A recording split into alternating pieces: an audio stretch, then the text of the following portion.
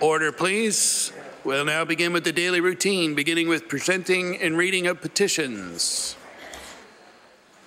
Presenting reports of committees. The Honourable Minister of Justice. Thank you, Mr. Speaker. Mr. Speaker, as Chair of the Committee on Law Amendments, I'm directed to report that the committee has met and considered the following bills. Bill 79, an Act to amend Chapter 293 of the Revised Statutes 1989, the Motor Vehicle Act, and Bill number 80, an Act respecting highways and traffic safety. The committee recommends the bills to the favourable consideration of the House without amendment. Order that these bills be referred to the Committee of the Whole House on Bills.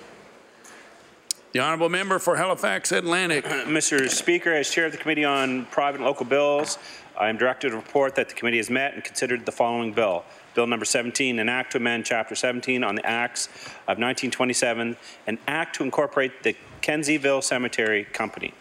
The committee recommends this bill be to the favourable consideration of the House with amendments. Thank you, Mr. Speaker. Ordered that this bill be referred to the Committee of the Whole House on Bills. Tabling reports, regulations, and other papers. Statements by ministers. Government notices of motion. The Honourable Minister of Labour and Advanced Education. Mr. Speaker, permission to make an introduction. Permission granted. Mr. Speaker, in the East Gallery today we are joined by the 2018 recipients of the Premier's Award of Excellence for Graduate Opportunity Program. I would ask them to please stand. Wayne Sumara, Rick Alexander, Deborah Fleetham, Caroline Corkum, Andrea Maxwell, Natalie Miller, Tracy Parks, and Angela Jackson is not here with us today. Mr. Speaker, can we please give them the warm welcome of the House?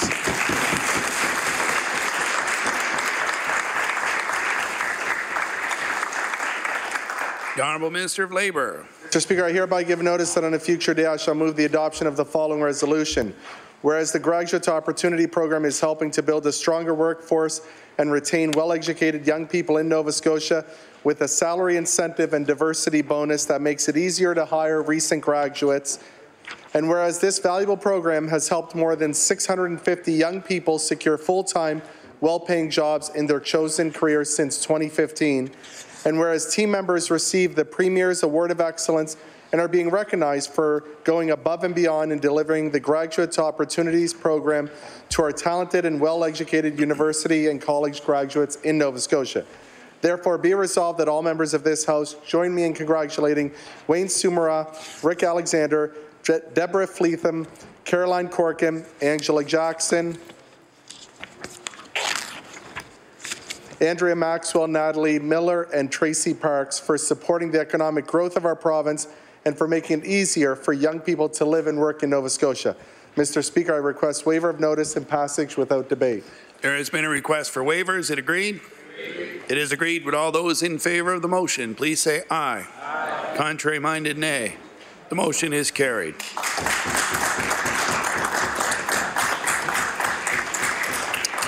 The Honourable Member for Lunenburg on an introduction. Thank you, Mr. Speaker. I beg leave to make this introduction.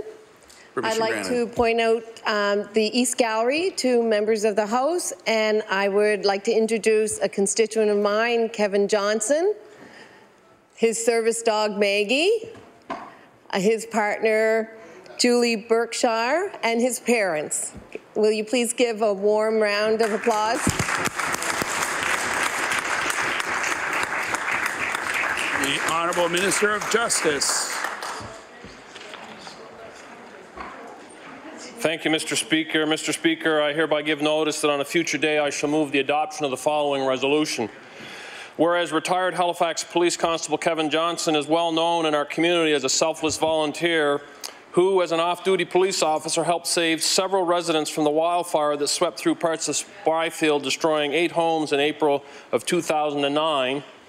And whereas Kevin has spoken openly at Province House and elsewhere about the permanent physical injuries and severe clinical post-traumatic stress disorder he experienced, and whereas Kevin and his service dog Maggie together carry on their public service and advocacy, most recently through the opening of the Canadian Intervention and Assistance Dogs, which trains service dogs free of charge to injured first responders, for which he was recently recognized with a knighthood by the Order of St. George.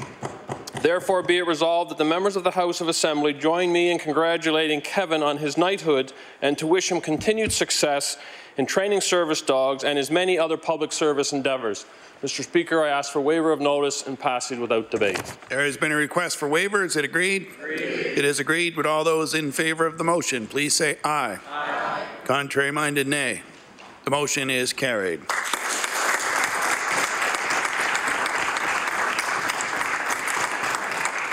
The Honourable Minister of Immigration. Mr. Speaker, I hereby give notice that on a future day I shall move the adoption of the following resolution.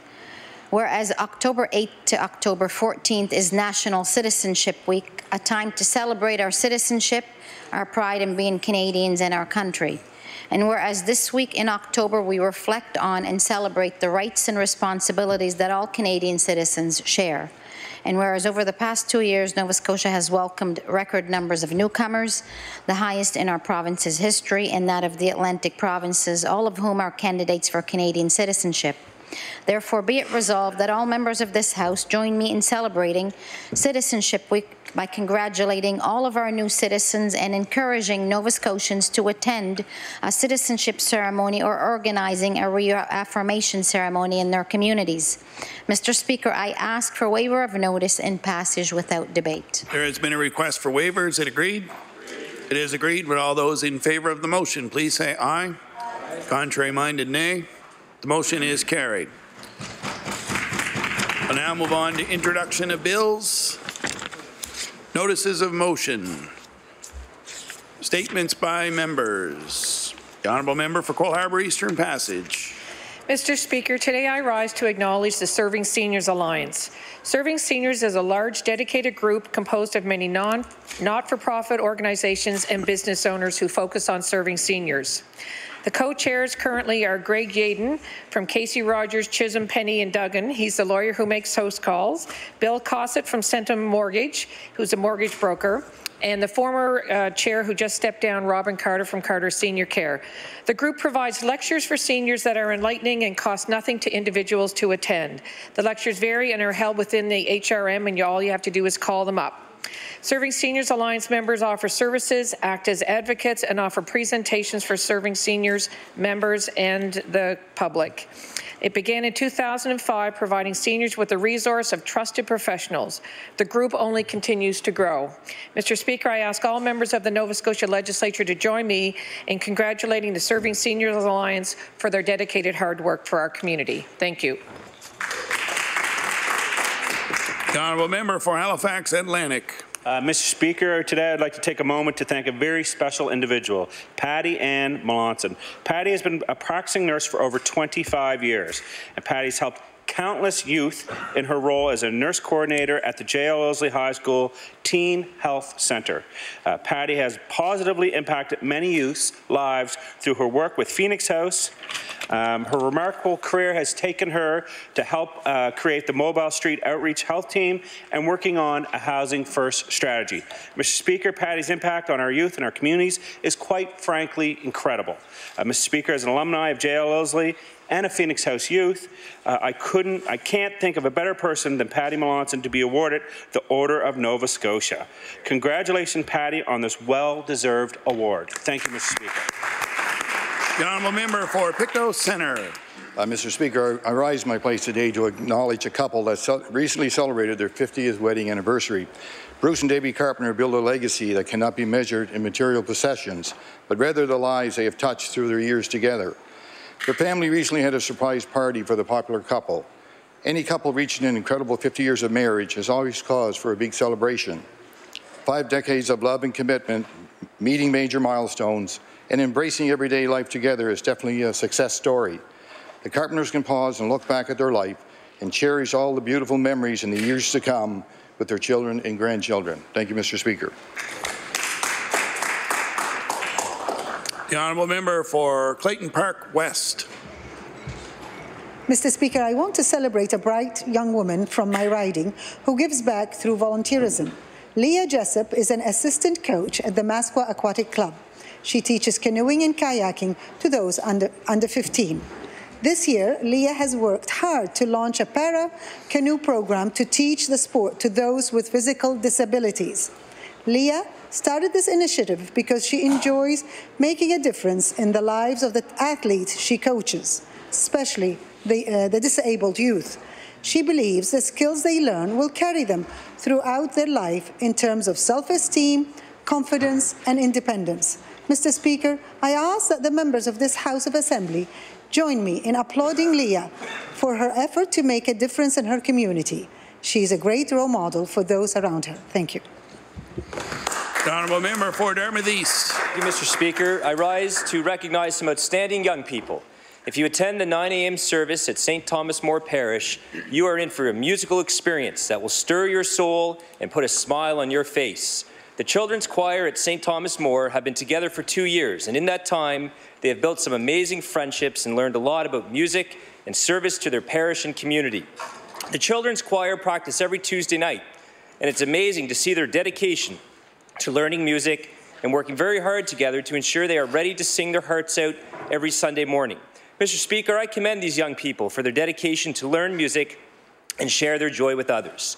The children's choir would not be what it is without some great adults volunteering their time. The children's choir is very lucky to be led by music director Debbie Hartland. Debbie is an amazing music teacher and provides great mentorship to the youth. Along with Debbie, the children's choir has benefited from the great work of Darlene Morrison and John Woods. I want to thank Darlene and John for their great contribution to the choir. Mr. Speaker, I ask all members of the House to recognize the great work being done by the children's choir at St. Thomas More Parish. Thank you, Mr. Speaker. The Honourable Member for King South.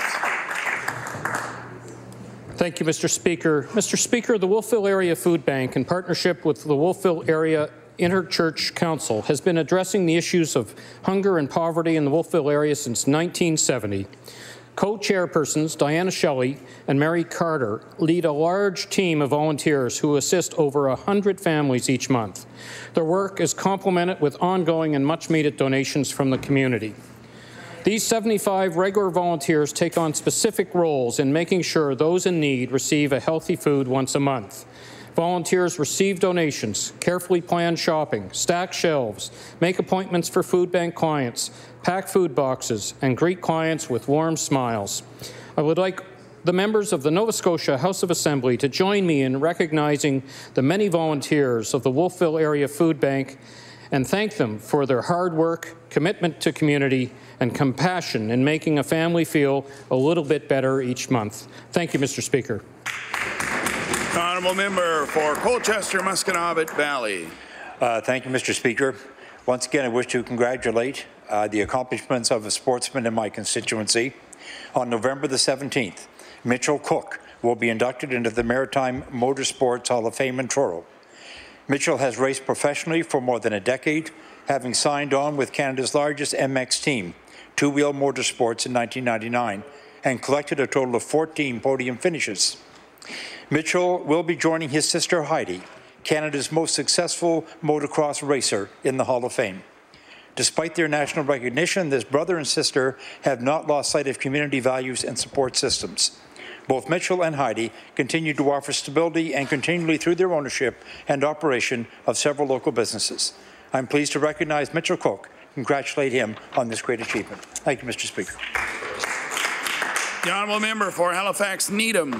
Thank you, Mr. Speaker.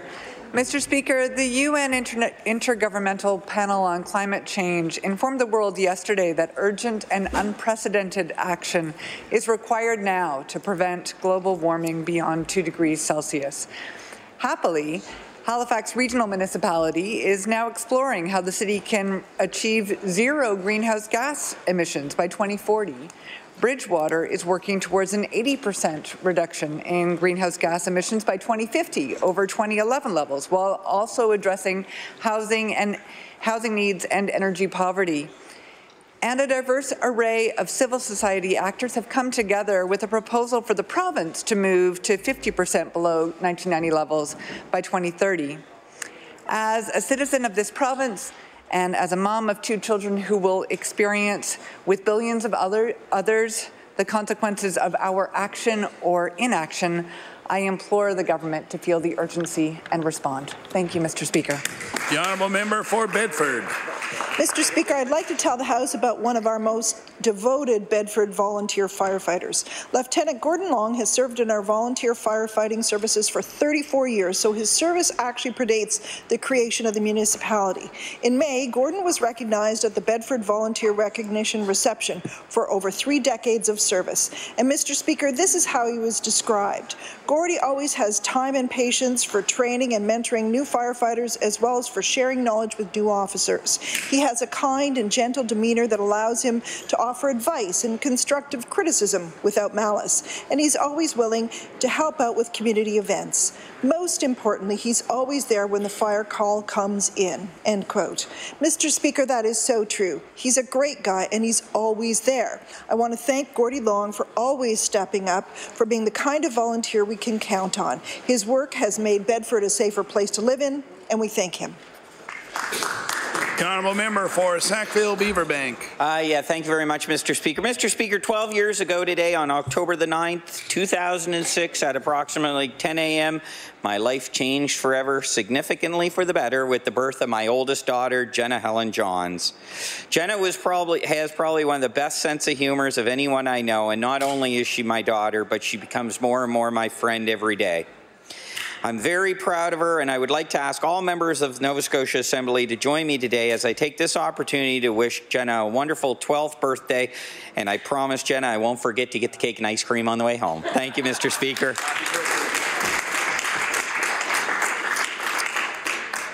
The honourable member for Colchester North. Thank you, Mr. Speaker. After returning from the Beaumont-Hamel Soldiers Memorial site in France, Dr. Karen Ewing began her quest to build a memorial park in Bass River, Colchester North, to honour and remember all those who sacrificed their lives in the service of others.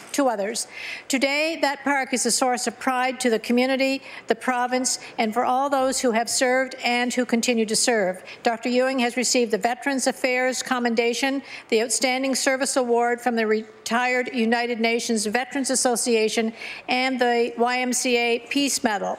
On March 2018, the Voice of Women for Peace presented Dr. Ewing with the Award for Peace Writings. The award was in recognition of the speeches highlighting the value of peace that Dr. Ewing has written for events at the Veterans Park. In addition, the College of Family Physicians of Canada awards the designation of fellowship to those who have been awarded certification in the College of Family Physicians and who distinguish themselves through outstanding contribution to their community, their colleagues, and the discipline of family medicine. In November, this highly regarded fellowship status will be awarded to Dr. Ewing. Let's all congratulate and thank Dr. Ewing for her many and varied contributions to Nova Scotia and its citizens. The honourable member for Kings North. Mr. Speaker, a Port Williams resident is doing her part to help ensure that our oceans remain healthy for generations to come. 19-year-old Lucy Wilkie is part of Ocean Bridge, a year-long program which is bringing together 40 youth leaders aged 18 to 30 from across Canada in the name of ocean research, ocean health and conservation. The Ocean Bridge program is an ocean-wide initiative funded by the Canada Service Corps. Lucy urges community members to get involved as much as possible in Ocean Bridge initiatives and with ocean health in general.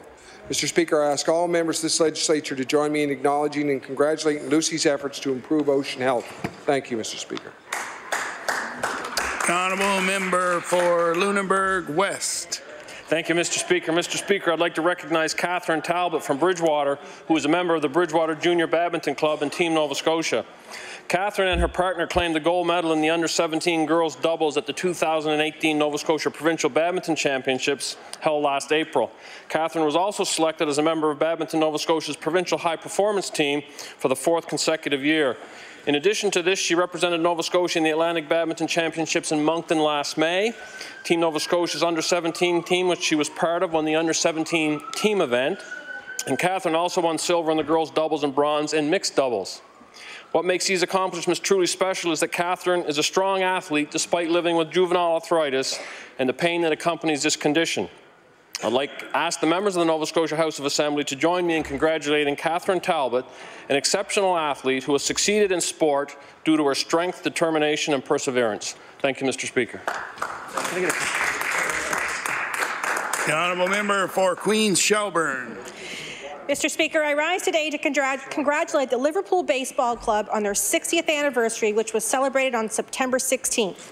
This remarkable ball club, home to Nova Scotia Sports Hall of Famer Danny Seaman, is held dear in the memories of so many. It lives on strongly, providing an opportunity for people of all ages to participate in an athletic summer sport, outside in the sun, competing, building friendships, and being part of a team. Mr. Speaker, the Liverpool Baseball Club's volunteers and participants are to be congratulated on achieving this milestone of 60 years. We thank them for their contribution to sport over the past 60 years and wish them many more successful years. Thank you, Mr. Speaker. I can't talk today. The Honourable Member for Antigonish. Mr. Speaker, in March 2019, 6 athletes from Nova Scotia will be travelling to Abu Dhabi to compete in the 2019 Special Olympics World Games. One of those athletes, Christina Richard, is from Antigonish. Christina is a track and field athlete who won a gold and 2 silver medals at the Special Olympics National Games that were held in Antigonish this summer. It will be her first time competing at a World Games, which will see more than 7,000 athletes from over 170 countries compete in 24 individual and team sports. Christina will be traveling to Toronto to participate in a training camp. There she'll meet and train with more than 100 Canadian athletes who will join her in Abu Dhabi. Mr. Speaker, I ask my colleagues in the Nova Scotia House of Assembly to join me in wishing Christina and her fellow athletes from Nova Scotia and across Canada the best of luck at the 2019 Special Olympics World Games. The Honourable Member for Cape Breton Richmond. Thank you, Mr. Speaker. Mr. Speaker, the 5th annual Swim the Canal festivities were held on August 5th in St. Peter's as part of Nicholas Denny's Days. Swim the Canal provides people a swim or a chance to swim the Bredor Lake to the Atlantic Ocean through the community's historic 800-metre canal. The first canal swim in 2014 attracted 77 participants, while the 2018 count was about 270. The event came into being based on an idea inspired from childhood experience of St. Peter's native Anne-Marie Kerr, who recalls jumping off the canal bridge and swimming through the canal. Mr. Speaker, Swim the Canal was a very successful, enjoyable event. I commend the organizers of Nicholas Denny's Days as well as the participants in this year's event. Thank you, Mr. Speaker. The Honourable Member for Hants East. Thank you, Mr. Speaker. Mr. Speaker, deciding to become a coach on a sports team is a serious commitment. These individuals give generously of their time and spirit. Chris Hopewell is a perfect example of this. He was recently named Coach of the Year in the East Hants Sports Awards Gala and has been coaching the East Hants Macedon softball team for the past 5 years and led them to win the Canadian Senior Men's Championship in 2017. Chris also manages a local fast-pitch team and took the initiative to bring in Canada Games team members to help establish Timbit softball in the area for Youth 8 players.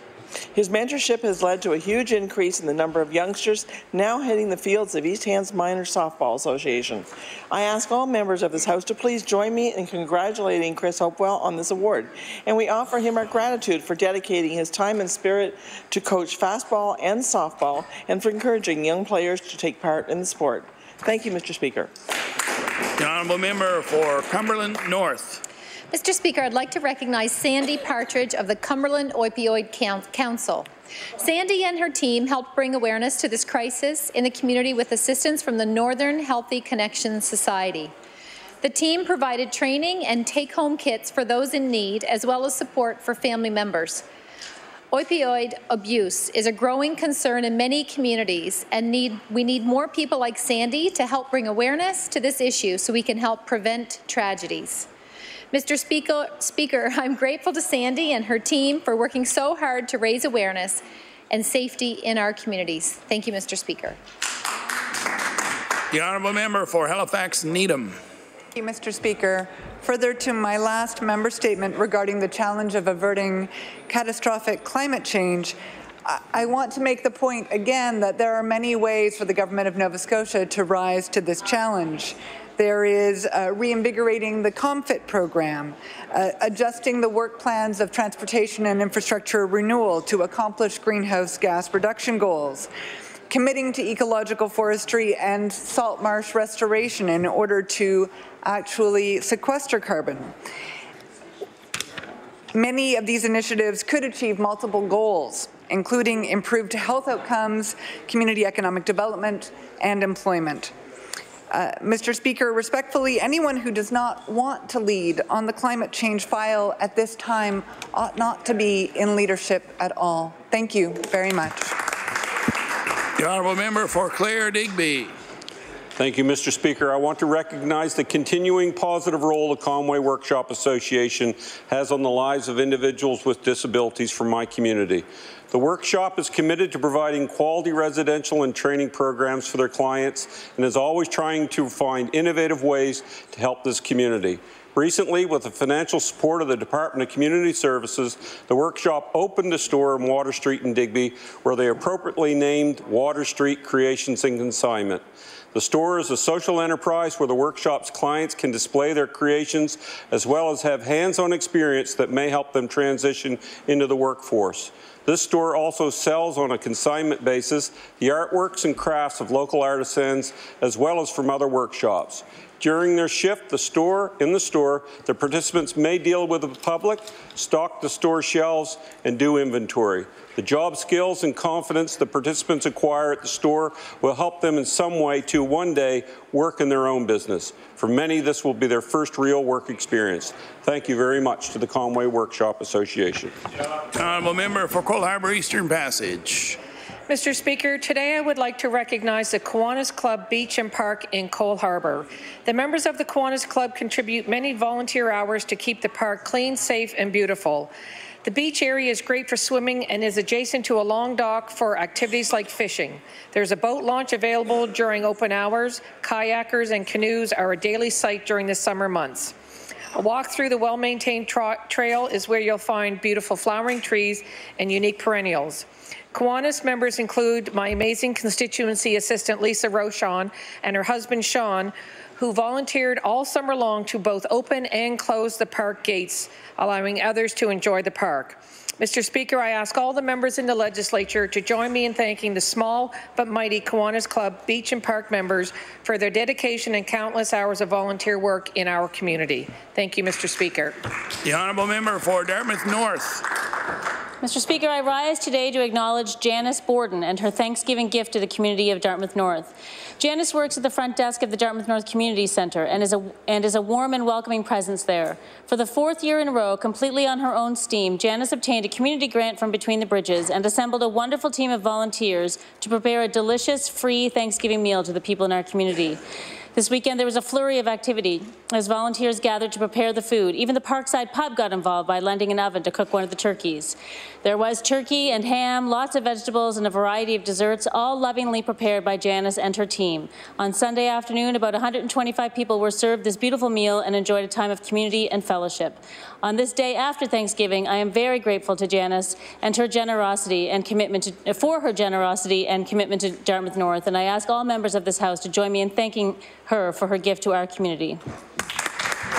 The honourable member for Halifax Armdale. Mr. Speaker, I beg leave to make an introduction. Permission granted.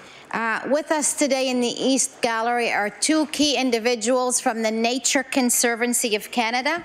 Craig Smith, who's the Nova Scotia Program Director and a constituent of Halifax Armdale, and Catherine Morse, who's the Atlantic Director of Communications. I ask both Craig and Catherine to please rise and receive the warm welcome of the House. Honourable member for Halifax Armdale. Mr. Speaker, last month I was pleased to attend the Nature Conservancy of Canada's fundraising campaign launch for the Halifax Wilderness Park at Williams Lake, where I was proud to see the province of Nova Scotia announce a $1 million contribution. The NCC, in partnership with the municipality and the Shaw Group, worked together to secure 379 acres of rugged wilderness as Halifax's newest natural destination, and launched the Keep Halifax Wild campaign to ensure this vision becomes a reality. Whether you enjoy family hikes, bird watching, or geocaching, this new wilderness park will have something to offer. Mr. Speaker, it's my hope that this natural landscape, in the words of the NSCC, will keep connecting us, grounding us, and making our world a better place to live. I ask that members of the House of Assembly join me in thanking both Craig Catherine, and all partners and donors for leading this campaign. Thank you. The honourable member for Queen Shelburne. Thank you, Mr. Speaker. Mr. Speaker, I rise today during Fire Prevention Week to honour all those who voluntarily risk their lives to fight fires and tackle other hazardous situations in our communities. These people selflessly devote their time and energy to train, fundraise, and educate the public on fire safety. We owe them a huge debt of gratitude. Mr. Speaker, fire safety saves lives, and this week serves as a reminder to make it a year-round priority to educate ourselves on potential fire hazards and take action to protect our properties and the lives of our loved ones. Mr. Speaker, I would also like to say how proud I am of my son-in-law, Constable Adam Robar, who, while on duty in Northwest Territories last week, was called to a burning apartment building. First on site, he entered the building, rescuing all of the residents. Thank you for all you do. Thank you, Mr. Speaker. Honourable member for Timberley Prospect. Thank you, Mr. Speaker. I would like to recognize the Timberley Baptist Church. The Timberley Baptist Church has been a cornerstone of the community since 1953 and endeavours to care for the community one family at a time. In keeping with this important mission, the TBC welcomed the Safraz family to Halifax and to their family. Every family is different and unique, and when a new family arrives in Canada, they face an extensive array of challenges and obstacles.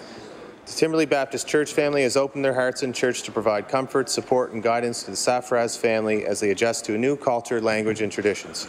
I would like the members of the Nova Scotia House of Assembly to join me in congratulating the Timberley Baptist Church on their generous offer to embrace the Safraz family as they make the transition to a new community, home, and life in Canada. Thank you, Mr. Speaker. The honourable member for Cape Breton-Richmond. Thank you, Mr. Speaker. Mr. Speaker, the 2018 Special Olympics was recently hosted in Antigonish with approximately 1,000 athletes and hundreds of volunteers. I had the pleasure of attending the event and seeing firsthand the joy in the eyes of the athletes. It was truly inspiring, Mr. Speaker. I rise today to congratulate two very special athletes from Cape Breton-Richmond who participated in the Games. Ms. Sasha Repko ran to win 2 silver medals, one for the 4x100 relay and the other for the 400 meter. She also won 1 bronze medal for the 100 meter. Mr. Kerry Clennon successfully captured 3 bronze medals, one for the 100 meter, one for the 200 meter, and the other for the M1 standing long jump event. Mr. Speaker, I would like to congratulate Sasha and Kerry and all the athletes, their families, coaches, and volunteers, as well as the organizers who made the 2018 Special Olympics an outstanding event. Thank you, Mr. Speaker. The honourable member for Fairview Clayton Park. Thank you, Mr. Speaker. Mr. Speaker, October 8th, 2013 was an extremely important day for a number of us in this chamber. It was the first time that we were elected. So as of yesterday, there were a few that weren't, and a few that had the redemption later on. But yesterday marked our 5th anniversary from our first election. So I wanted to take a moment to wish yourself and those of us who were elected on October 8th, 2013, a very happy anniversary. And a special thank you to all of our family and friends who have stood by us through the tumultuation of life in politics. Thank you. The honourable member for Cumberland North. Thank you, Mr. Speaker. Saturday, our local cadets in Cumberland North celebrated Cadet Day in Nova Scotia. In Amherst, we celebrated our Sea, Army, and Navy cadets, volunteers, and supporters of the cadet program. The cadet program is a tremendous way for young people to engage in a variety of fun, challenging, and rewarding activities. I am so proud of the cadets in our community, our leaders of tomorrow. I invite all of my colleagues to join me in congratulating all cadets across this great province. Thank you, Mr. Speaker. The honourable member for Hammonds Plains, Lucasville. Thank you kindly, Mr. Speaker. I beg leave to make an introduction, please. Permission granted. Thank you. Mr. Speaker, through you, I'd like to introduce the House to a man who joins us from Victoria, BC. He arrived here in Nova Scotia. I'd like him to stand when I introduce him here. His name is Chief Petty Officer First Class Tim Blondie. He's our Canadian Fleet Atlantic Chief, again new to the province. So he's here today. He's continuing his studies and advancing his career through Algonquin College, and I know we'll all join one another in welcoming him to the House today.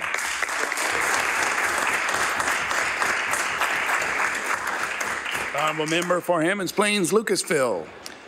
Mr. Speaker, on July 9th, the volunteer firefighters from Station 50 in Hammonds Plains teamed up with Canadian Blood Services to hold a blood drive. Summer is the time of year where blood supplies are low. The blood drive was a great success. All appointment times were filled and people dropped in to donate. They also hosted an open house at the same time, which gave community members the opportunity to see what it is to be a volunteer firefighter. Many from Station 50 were available to answer questions and give a tour of the station. Volunteering as a firefighter is a great and rewarding way to give back to our communities. Donating blood and being a volunteer firefighter are important to our communities, and we all in this House need to do our part in promoting both of these activities. I'd ask all members of the House of Assembly to please join me in thanking both Blood Services and Station 50 for their dedication to the community and to all of their peers all around the province. Thank you. The Honourable Member for Cumberland South. Thank you, Mr. Speaker. Mr. Speaker, in sticking with the theme today of the fire service, I'd like to stand here and recognize today all my past colleagues and more in the fire service, as this week, October 7th to the 13th, they recognized Fire Prevention Week all over North America. The campaign this year, look, listen, learn, be aware, fire can happen anywhere. Fire service members will visit schools, community groups, open houses, seniors' homes, and much more to boost their fire prevention messages.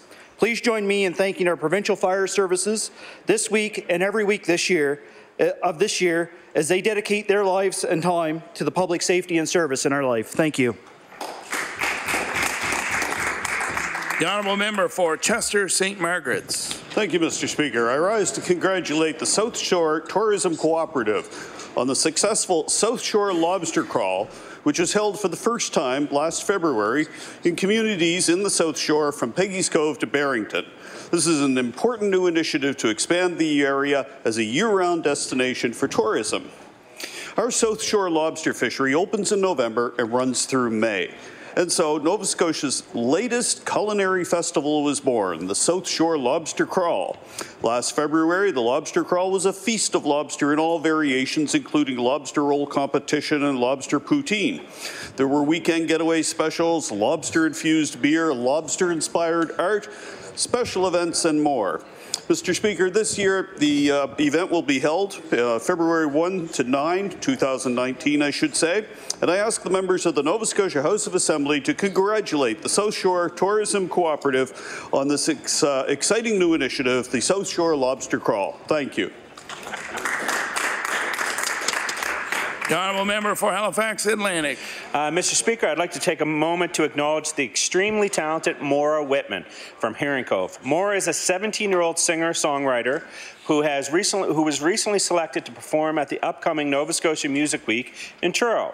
Maura has had a big year, being featured as part of the 2017 Top 100 chart for East Coast music. She released her 4th original single, Extraordinary, and attended the prestigious Grammy Award winner Gordon Sampson's songwriting camp. I'd like to congratulate Maura on all her success, past and present, and I look forward to watching and listening to all the success her future will bring. Thank you, Mr. Speaker. The Honourable Member for Lunenburg. Thank you, Mr. Speaker. I rise today to congratulate the Hall family who recently competed in the North American Orienteering Championships in Whitehorse, Yukon.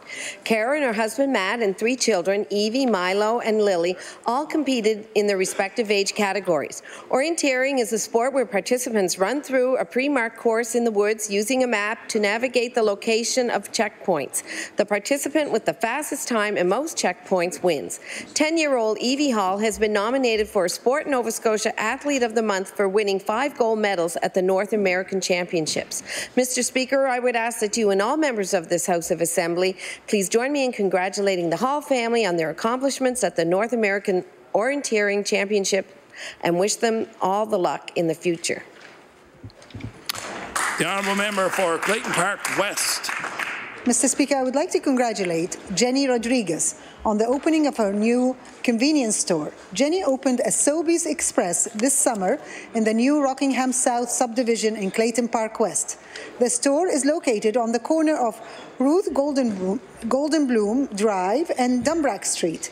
She also owns a Sobeys Express in Dartmouth Crossing and previously operated a Needs Fast Fuel on Portland Street. Entrepreneurship comes with many obstacles and difficulties, but Jenny has proven that hard work and perseverance pays off. She now owns a store that is sure to be a staple in our community. Mr. Speaker, I ask that the members of this House of Assembly join me in congratulating Jenny on the opening of her new store. We wish her nothing but success in the future. Thank you. The Honourable Member for Lunenburg West. Thank you, Mr. Speaker. Mr. Speaker, I'd like to recognize Westcote Bell Pottery of LaHave, Lunenburg County. Westcote Bell Pottery was established in 1983 in a small village south of London by husband and wife artists Vaughn Smith and Jacqueline Cohen. The twosome later moved to Ohio and then New York before moving their thriving business to Nova Scotia in 2011, where they renovated a 120-year-old boathouse on the LaHave River. The pottery studio has filled a full line of pottery, paintings, and prints. And after 35 years of operation, Jackie and Vaughn have retained their energy and passion for what they do. Their creative minds are always thinking ahead to the next project. Vaughn and Jackie say that they are inspired by the local scenery, landscapes, stories, activities, wildflowers, shoreline, wildlife, and architecture. Last May, Vaughn and Jackie built a showroom that displays over 100 framed and sculptured pieces that they've created in a building that is a historical reconstruction of an old country store. Congratulations to Vaughn Smith and Jacqueline Cohen on the 35th anniversary of Westcote Bell Pottery and for the opening of their new showroom. Thank you, Mr. Speaker. The Honourable Member for Bedford. Mr. Speaker, I'd like to tell you about a Bedford family that suffered a tragic loss but used that loss to help young people begin their post-secondary studies.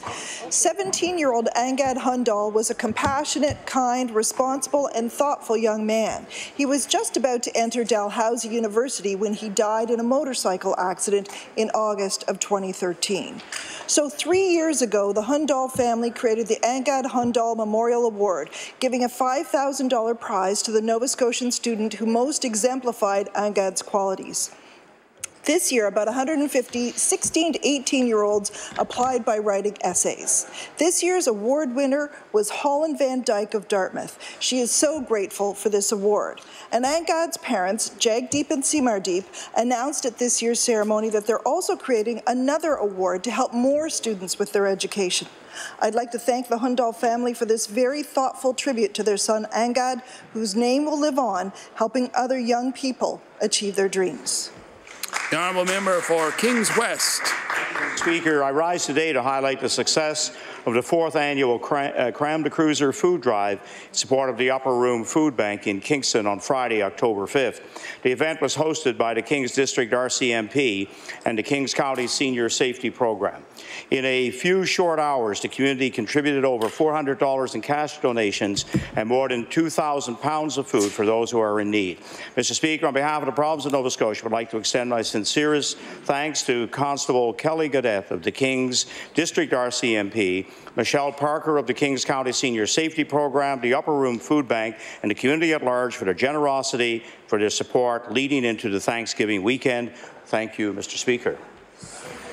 The Honourable Member for Antigonish. Mr. Speaker, I'm proud to stand today to recognize Mr. Kerry Prosper, a band council member from Pugnaquag First Nation. Mr. Prosper, a respected Mi'kmaq elder and published author, has been named the inaugural Knowledge Keeper at St. Francis Xavier University. In his role, Mr. Prosper will teach and share traditional Indigenous wisdom to interested students, staff, and faculty. He'll be leading programs like monthly learning lodges that feature Indigenous-centric content that is driven by the students themselves. The announcement was made at an event held at St. FX to commemorate Treaty Day on October 1st. During the event, Mr. Prosper was presented with an eagle feather, a tremendous sign of respect and appreciation as they represent wisdom, honor, strength, and trust. Mr. Speaker, I ask my fellow colleagues in this House of Assembly to join me in congratulating Mr. Kerry Prosper on his new position of Knowledge Keeper at St. FX. It's a position well earned given his commitment to the Pugnaquag community. He is undoubtedly a great addition to the St. FX community. Thank you. The Honourable Member for Halifax Citadel, Sable Island. Mr. Speaker, congratulations to Wade Smith, who received the Order of Nova Scotia posthumously. Admired coach, mentor, teacher, and principal of Citadel High School, Wade believed positive change could be accomplished by ordinary people doing something. Mr. Speaker, I'd like to send warm regards to his wife Sharon, kids Jaden and Jackson on this wonderful achievement for their family member. Thank you.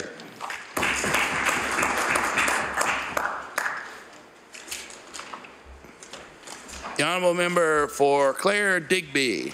Thank you, Mr. Speaker. I rise today to recognize T-Shirt Kids Toys, a cool, unique, family-owned and operated company based in Weymouth whose toys encourage children to be healthy, active, and fit.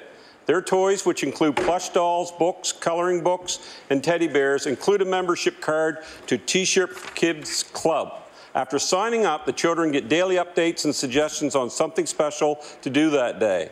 This can be an educational or physical activity and ranges from an insect scavenger hunt to playing dodgeball. They are also encouraged the children to consider children less fortunate than themselves and give back, as the company does to the IWK Health Centre. Weekly, the operators have a healthy treat sale in Weymouth and contribute the amount collected to the Children's Hospital.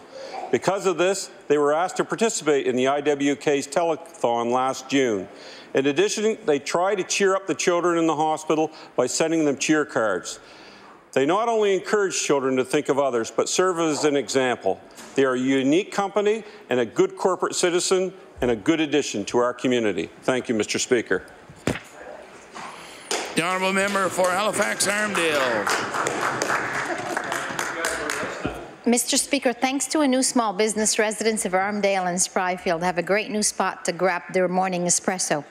Having soft launched at the end of May, the Raven Espresso Boutique has become quite an unmissable fixture in the community. Working out of a bright turquoise vintage trailer with a unique Italian propane-powered espresso machine, their team serves up delicious espresso and coffee using Java blend beans. The Raven also offers a host of great local products, including World Tea House, tea blends, tasty treats from Turton Soul, and yummy cupcakes. Residents can find them conveniently on the Herring Cove Road at McMullen Road every weekday morning, and they've also become quite a fixture at our local farmers markets. Indeed, owner Chantal Biot also sells her handmade clothing crafts and keychains out of the boutique. I ask members of the House of Assembly to join me in congratulating Chantal Biot on the launch of her new Raven Espresso Boutique. Thank you. The honourable member for Hammonds Plains Lucasville. I'd like to recognize Nico Jones of Upper Hammonds Plains, Mr. Speaker. Nico is a recent graduate in the class of 2018 from Dal's Schultz School of Law and was part of Dal's Indigenous Blacks in Mi'kmaq initiative. Nico credits his family, especially his mother Gina, for supporting, motivating, and encouraging him throughout law school. He had great friends who not only spent many hours studying in the library, but socialized and supported one another. Nico was recently recognized by the Delmore Buddy Day Learning Institute, DBDLI, with an Ancestral Roots Awards. These were presented for the first time this summer, Mr. Speaker. These are awards that go to upcoming community-rooted African Nova Scotian leaders. Mr. Speaker, I'd ask all members of the House to join me in congratulating Nico Jones and wish him well in his future endeavours. Thank you. The honourable member for Chester St. Margaret's. Thank you, Mr. Speaker. I rise to congratulate the Chester Municipal Heritage Society on their most recent initiative, opening the Station 20 craft shop, housed in and named after the historic Chester train station. When this beautiful old building was in danger of falling into disuse, Society members proposed a retail operation to showcase the talent and heritage of the area. The store features a wide assortment of work by local artisans and craftspeople, including hooked rugs, felted and knitted items, carving, woodworking, jewelry, home decor, and beach glass art.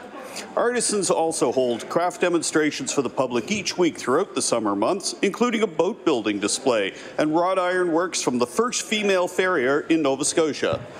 Mr. Speaker, I ask members of the Nova Scotia House of Assembly to join me in congratulating the Chester Municipal Heritage Society on the Station 20 craft shop and to wish them continuing good fortune in all the excellent work they do. Thank you, Mr. Speaker. The honourable member for Timberley Prospect. Thank you, Mr. Speaker. I would like to recognize Rachel Dent Flynn, an outstanding young woman who is the owner of 7 horses in Hubli and has developed a unique horse academy in the Hubli community. Through her experience working with children with disabilities and her certification in horse-assisted training, Rachel understands how working with horses can be therapeutic. This understanding became the driving force behind her development of the Flair Quinn Experience program. This program does not provide equestrian training, but rather uses horses to teach adults and children skill and character traits that can be used in school, at home, or in the workplace. Her 7 horses are both the subject and the teachers of the programs under her direction. Some of the participants in the Flair Quinn Experience program are children who have autism or who have dealt with bullying in school. With focus on the horses, the program teaches these participants self-confidence, cooperation, teamwork, and responsibility. Other programs are for adults and focus on leadership, team building, and problem solving in the workplace. I'd ask the members of the House of Assembly to join me in acknowledging the work of Rachel Dent Flynn and congratulating her on her contribution to the Hubli community. Thank you, Mr. Speaker.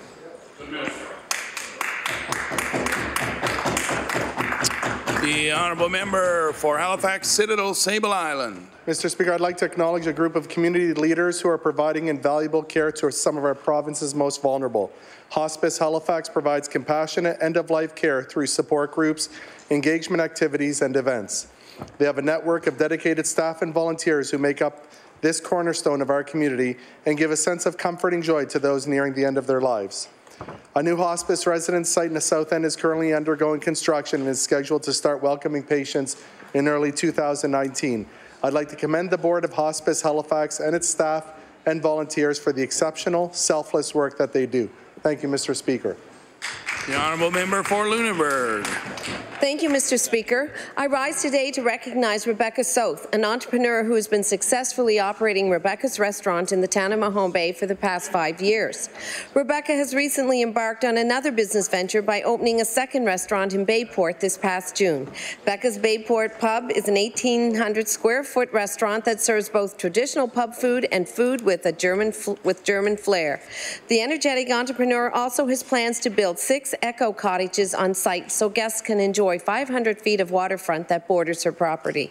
Mr. Speaker, I would ask that you and the members of this House of Assembly please join me in congratulating Rebecca South on the opening of Rebecca's Bayport Pub and wish her all the success in her future business ventures. Thank you, Mr. Speaker. The honourable member for Dartmouth East. Mr. Speaker, I beg leave to make an introduction. Permission granted. Thank you, Mr. Speaker. In the West Gallery, we have a former student of mine, a graduate of Prince Andrew High School and a great Dartmouth East resident. I'd ask Neil to please stand and ask the House to give Neil McKenna a warm welcome.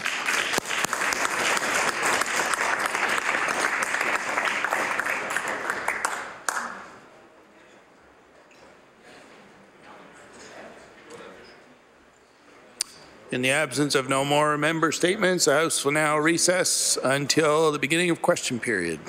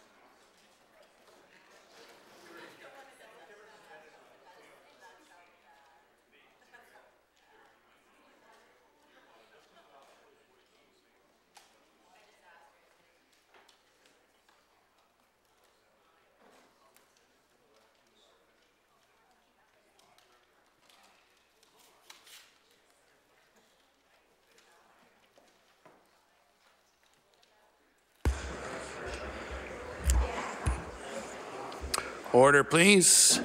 We'll now move on to oral questions put by members to ministers. The Honourable Leader of the Official Opposition. Thank you very much, Mr. Speaker. My question is for the Premier. Last week we learned that Nova Scotians will have significantly less access to legalized cannabis than they were promised. NSLC admitted that because of production delays, Nova Scotians should, and I quote, expect less than what we ordered, end of quote, with inventory shortages becoming the norm after legalization on October 17th, and I'll table that. This comment came only days after the same spokesperson said it didn't anticipate any problems with supply, and that's tabled as well. And in April, the Minister of Justice promised the NSLC was, and I quote, quite satisfied and comfortable, end of quote, that they have enough supply. We are about a week away, Mr. Speaker, from legalization, and it looks like this government's pot-selling plans are still in a haze. So, how does this government intend to manage a demand for legalized cannabis that far exceeds the supply it planned on? The Honourable Premier. Thank you, Mr. Speaker. Thank the Honourable Member for the question. As she would know, the national government has legalized cannabis, Mr. Speaker, across the country. She would also know the supply issue is not unique to Nova Scotia. We go across the province. We also, as you would know, there's been a number of operations in Nova Scotia that have been permitted by Department of Health to be able to continue to grow this product. We look forward to them continuing to build their businesses, and the supply issue, Mr. Speaker, will be dealt with as we continue to roll out this new product that Nova Scotians will have access to in a legal way. The Honourable Leader of the Official Opposition. Mr. Speaker, this is what Nova Scotians know from past comments made by this government. This government was confident only a few short months ago that cannabis sales would put the books back in the black. The Minister of Finance declared that the tax revenue from recreational cannabis would ring in at over $20 million this fiscal year. That number was revised, though, down by $5.9 million as legalization July 1st went, of course, up in smoke. And now we have the provincial cannabis retailer casting doubt on its ability to secure supply for Nova Scotians. So, will the Premier admit that his estimates for cannabis tax revenue were never grounded in reality, and has he factored in the supply issue into these estimates? The Honourable Premier. Thank you, Mr. Speaker. I want to thank the Honourable Member for her question. I have all the confidence in the world, Mr. Speaker, in the budgets that we presented to this House, and so do Nova Scotians, Mr. Speaker. We continue to operate in the fiscal reality of this great province of ours. The Minister of Finance, Chair of Treasury and Policy Board, continues to make objections, Mr. Speaker, to what projections to what she believes the revenue will be. We'll continue to work with that. She would also know the costs associated with this product will be borne by the taxpayers, whether it is an extra policing, whether it is extra services that we require in terms of support to help them do their job on the street. All of those will be borne by the province, Mr. Speaker, and we still live by the statement, Mr. Speaker. We don't see this as a big revenue windfall for the province of Nova Scotia. We are meeting our obligation to ensure that this product, though, is administered in a safe way to the people of this province. The Honourable Leader of the Official Opposition. Thank you, Mr. Speaker. I think the problem is that the numbers keep changing. From the beginning, this government's Made in Nova Scotia approach to co-locate has been nothing but a fiasco. They were told not to co-locate alcohol and cannabis, and they decided to ignore that professional advice. They saw other provinces taking the lead on industry development and helping their municipalities while they remained idle. The result, Nova Scotia is behind the rest of this country when it comes to federally licensed producers. And now we're facing a cannabis shortage that will drive people right back to the illicit market, something this government said they didn't want to see happen. If this Liberal government is so inept at the administration of recreational cannabis, how inept will it be when it comes to enforcement? The Honourable Premier. Thank you, Mr. Speaker. Again, I want to thank the Honourable Member. She go back when the Minister of Finance stood in her place. Mr. Speaker, the national government had a position of July 1st. That was changed to October 17th. Mr. Speaker, any prudent government would then change what they believe the income would be. Anyone who actually manages any type of budget would meet, Mr. Speaker, and change based on new circumstances they would have. The Honourable Member should also know we have an obligation to make those adjustments to notify Nova Scotians based on the fact of the dates that have been changed by another level of government, Mr. Speaker. We're going to continue to work and ensure that with this product, when it comes legalized on October 17th, that we're doing it in a safe way to administer to the people of this province. We'll continue, like all other Canadian jurisdictions, look for supply, and we'll continue to make sure that the product, Mr. Speaker, will be made available in a safe way to the people of Nova Scotia. The Honourable Leader of the New Democratic Party. The Premier continues to refer to the urgency of action as an argument in favour of redeveloping the hospital on a P3 model. And we agree that the hospital replacement is an urgent matter, and that's why we brought forward the Jobs and Building Plan for Upgrades in Capital Health in 2011. The plan provided for the taking down of the Centennial Building and the completion by 2020 of the QE2. Dr. Drew Bethune, the Provincial Cancer Care Medical Director, who spoke at last week's announcement, spoke in favour of the plan in 2011, calling it a well-thought-out plan for buildings that meet our patients' needs while using our tax dollars wisely. And this plan was on the Premier's desk the moment that he came to office. Can the Premier explain why it took 5 full years for this government to bring forward a plan for the redevelopment of the QE2? The Honourable Premier. Mr. Speaker, because the plan did not meet the needs of Nova Scotians, and on top of that, Mr. Speaker, it's like everything else fiscal when it comes to the NDP, it was nowhere near reality. The Honourable Leader of the New Democratic Party. Mr. Speaker, the Premier's arguments in favour of the P3 redevelopment of the QE2 are specious and spurious. It is simply not possible for a private company to develop the hospital as cheaply as the government can. A private company can't borrow money at interest rates that the government can. It'll be enormously expensive for us to mitigate the 30-year risks of a private sector healthcare firm, and there is a line in every P3 development for profit that doesn't exist in the contracts for any other building mode. And so why will the Premier then just not admit the plain fact that what the government has chosen as a mode for redeveloping our hospital is a more expensive option? The Honourable Premier. Mr. Speaker, I don't agree with the Honourable Member's question at all. Mr. Speaker, we continue to go through this process. I've laid out to him the challenges that we've been able to face with from neglect. Mr. Speaker, we have a physical piece of infrastructure that had been neglected by successive governments when it came to the investment required.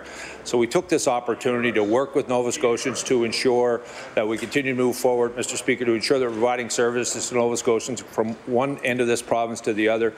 Only the New Democrats, Mr. Speaker, will believe that we should continue to build what we currently have. The reality of it is the investments we're making in Dartmouth are positive investments for not only the citizens of the Dartmouth region, but those of us that live outside of it, Mr. Speaker. The investments that we're making, Mr. Speaker, in the Clayton Park, Bears Lake area, Mr. Speaker, is a positive investment. We continue to make sure.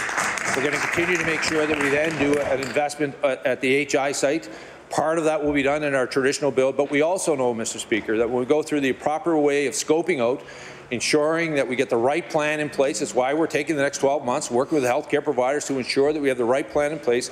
We can do this project, Mr. Speaker, on time, on budget, and P3 model that Nova Scotian taxpayers will own, Mr. Speaker. At the end of this deal, we'll continue to put in our suite of infrastructure. The Honourable Leader of the New Democratic Party. A great range of voices weighed in on this debate when it was held 21 years ago in Nova Scotia, when the Liberals proposed to redevelop our schools, then our new schools, on a P3 basis. And one of the voices that was prominent in that debate was that of John Hamm. John Hamm said at the time that P3 ought to stand for pay the premium price. And he warned at the time that in 20 years when those leases expire, there's going to be a price to pay. And he was right. The leases expired after 20 years, and we had to pay $228 million in order to buy our own schools back. Mr. Speaker, what part of once bitten, twice shy does the Premier not understand? The Honourable Premier. Thank you, Mr. Speaker. Again, I want to thank the Honourable Member for his question. Again, I want to go through the process, Mr. Speaker, of the P3 model. We're looking forward to continuing to work with consortiums around the world, Mr. Speaker. We want to make investments to try to make sure that we get the right price for the taxpayers of this province. A part of this provision will be ensure that when this gets handed back to the ownership of the people of this province, Mr. Speaker, with the same condition as the day it's opened. And I want to go back to quoting a former Premier, Mr. Speaker. He didn't call me up and ask me to take back the P3 school. I was in Pictou County, I can tell you that. The Honourable Leader of the Official Opposition. Thank you, Mr. Speaker. On September 11th, I asked the Minister for Advanced Education about sexual violence strategies on Nova Scotia campuses. He said each university must have a sexual violence strategy in place, and if they don't, there will be financial consequences. He didn't say what the penalty would be if universities failed to follow their sexual violence policy. Is it enough for the minister that our post-secondary institutions submit a plan to his office, or are there penalties for schools that don't comply with their own policies? The Honourable Minister of Labour and Advanced Education. Mr. Speaker, I'd like to thank the member for the question. Mr. Speaker, the Department of LAE works very closely with all the universities in the province. As I did mention before, the penalties that are in place are the increases, and that's if the schools do not have a standalone sexual violence strategy. But what we also have been doing, Mr. Speaker, is as those strategies are put in place, we work together with the universities as we gain more experience, and we tweak them and we try to make them better for the students and to ensure the safety of all students on campus. Thank you, Mr. Speaker. The Honourable Leader of the Official Opposition. It is with sadness and frustration this weekend we read news stories about a young woman at St. FX who reported a sexual assault, followed all the rules set out by the university, and still felt unsafe at campus. The individual the university judged to be responsible for the assault continues to attend St. FX. Meanwhile, the young woman, who was not told that her assailant would be returning to campus, felt it necessary that she had to transfer to another university. There seems to be no justice whatsoever, Mr. Speaker, in this situation. So I'd like to ask the Minister, is he satisfied with how St. FX handled this situation? And if not, what is he going to do about it? The Honourable Minister of Labour and Advanced Education. Thank you, Mr. Speaker. I have spoken with St. FX, Mr. Speaker, in terms of this case because I was very shocked to see it in the news, and I was disappointed, as all Nova Scotians would be. St. FX did acknowledge that they did not put the victim first, Mr. Speaker, and that's what we do want. We want to put the victim first, we want to protect them, and we want them to come forward. So, Mr. Speaker, St. FX has given an apology to the family. They've refunded all of the students' tuition and room and board and all expenses paid for the year.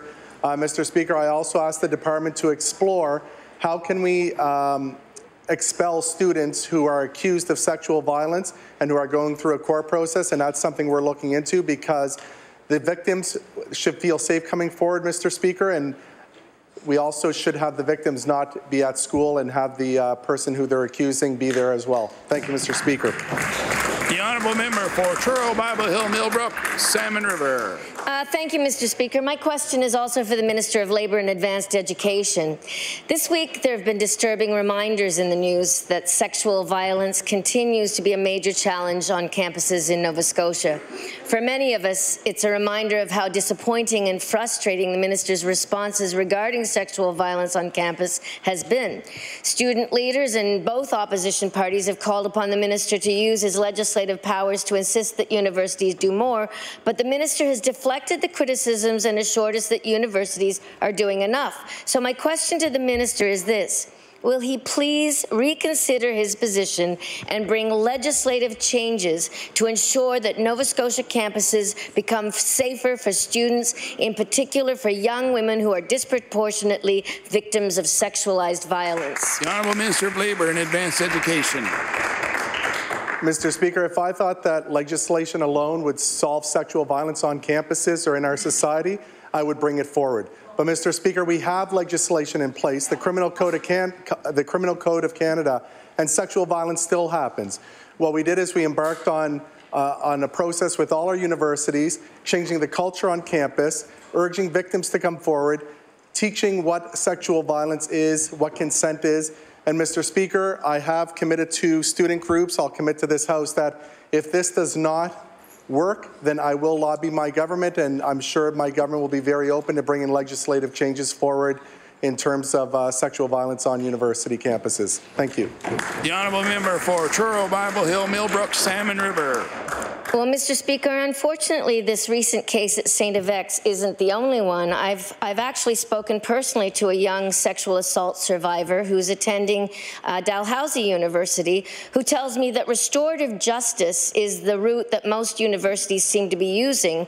And she asks if that may be the cause of low reporting statistics, since her attacker only had to do a short online course and write a 10-page letter. She said it just wasn't enough, and he was definitely not banned from campus. So, Mr. Speaker, student advocates have said that they feel betrayed by this government, that the chairperson of the Canadian Federation of Students has called the minister's opposition to legislative changes what she calls, quote, liberal hypocrisy at its finest, and I will have to table that. So my question for the minister again is, why won't he just take legislative action to address sexual violence on campus, as students have been requesting and demanding for so long now?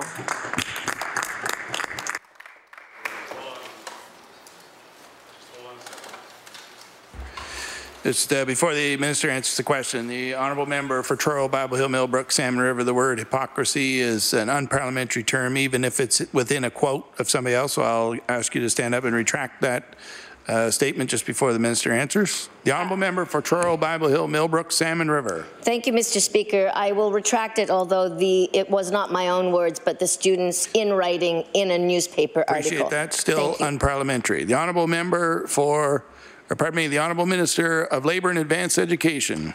Thank you, Mr. Speaker. When we embarked on this journey in terms of addressing sexual violence on our campuses, one of the aspects of that was brought forward to us is that in the past, over 90% of sexual violent conduct is not even reported, and that's part of the culture we want to change.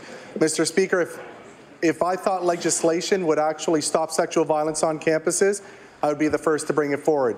We know that legislation doesn't solve all our problems, Mr. Speaker. If it did, then we'd bring the legislation forward, or it would have been solved a long time ago when sexual violence was made a criminal conduct. Mr. Speaker, what we have embarked on is working with our universities, our partners, to change the culture on campus, to raise awareness, and Mr. Speaker, it will work and it will make changes to the lives of Nova Scotians.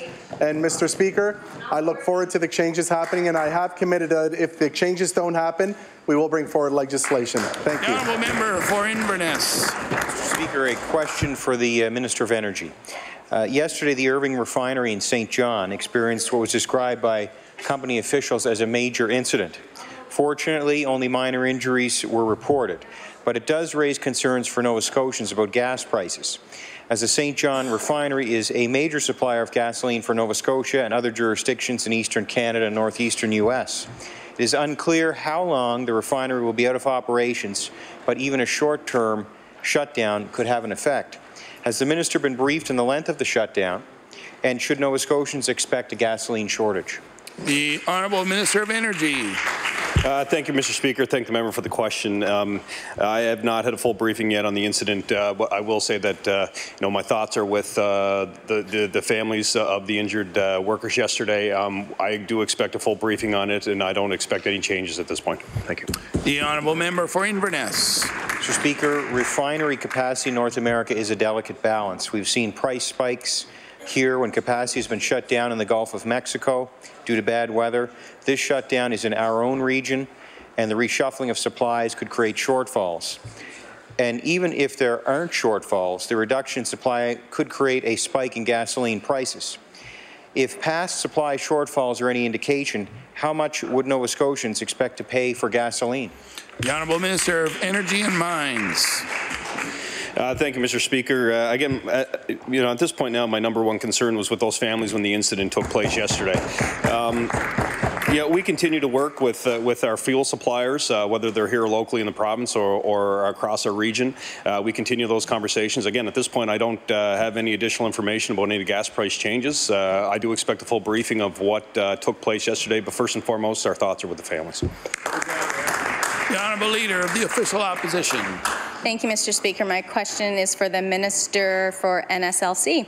Today we learned that the Nova Scotia Liquor Corporation plans to require that anyone buying recreational cannabis online needs an access code beforehand. These access codes are not available online, but only in physical NSLC locations. This is a sudden, unexplained change from requiring a signature and a proof of age at the door when a shipment is delivered. We are just over a week away from legal recreational cannabis, and this government has demonstrated once again that it does not have a firm plan in place. My question for the minister, why suddenly announce this significant verification measure only days before legalization? The Honourable Minister of Finance.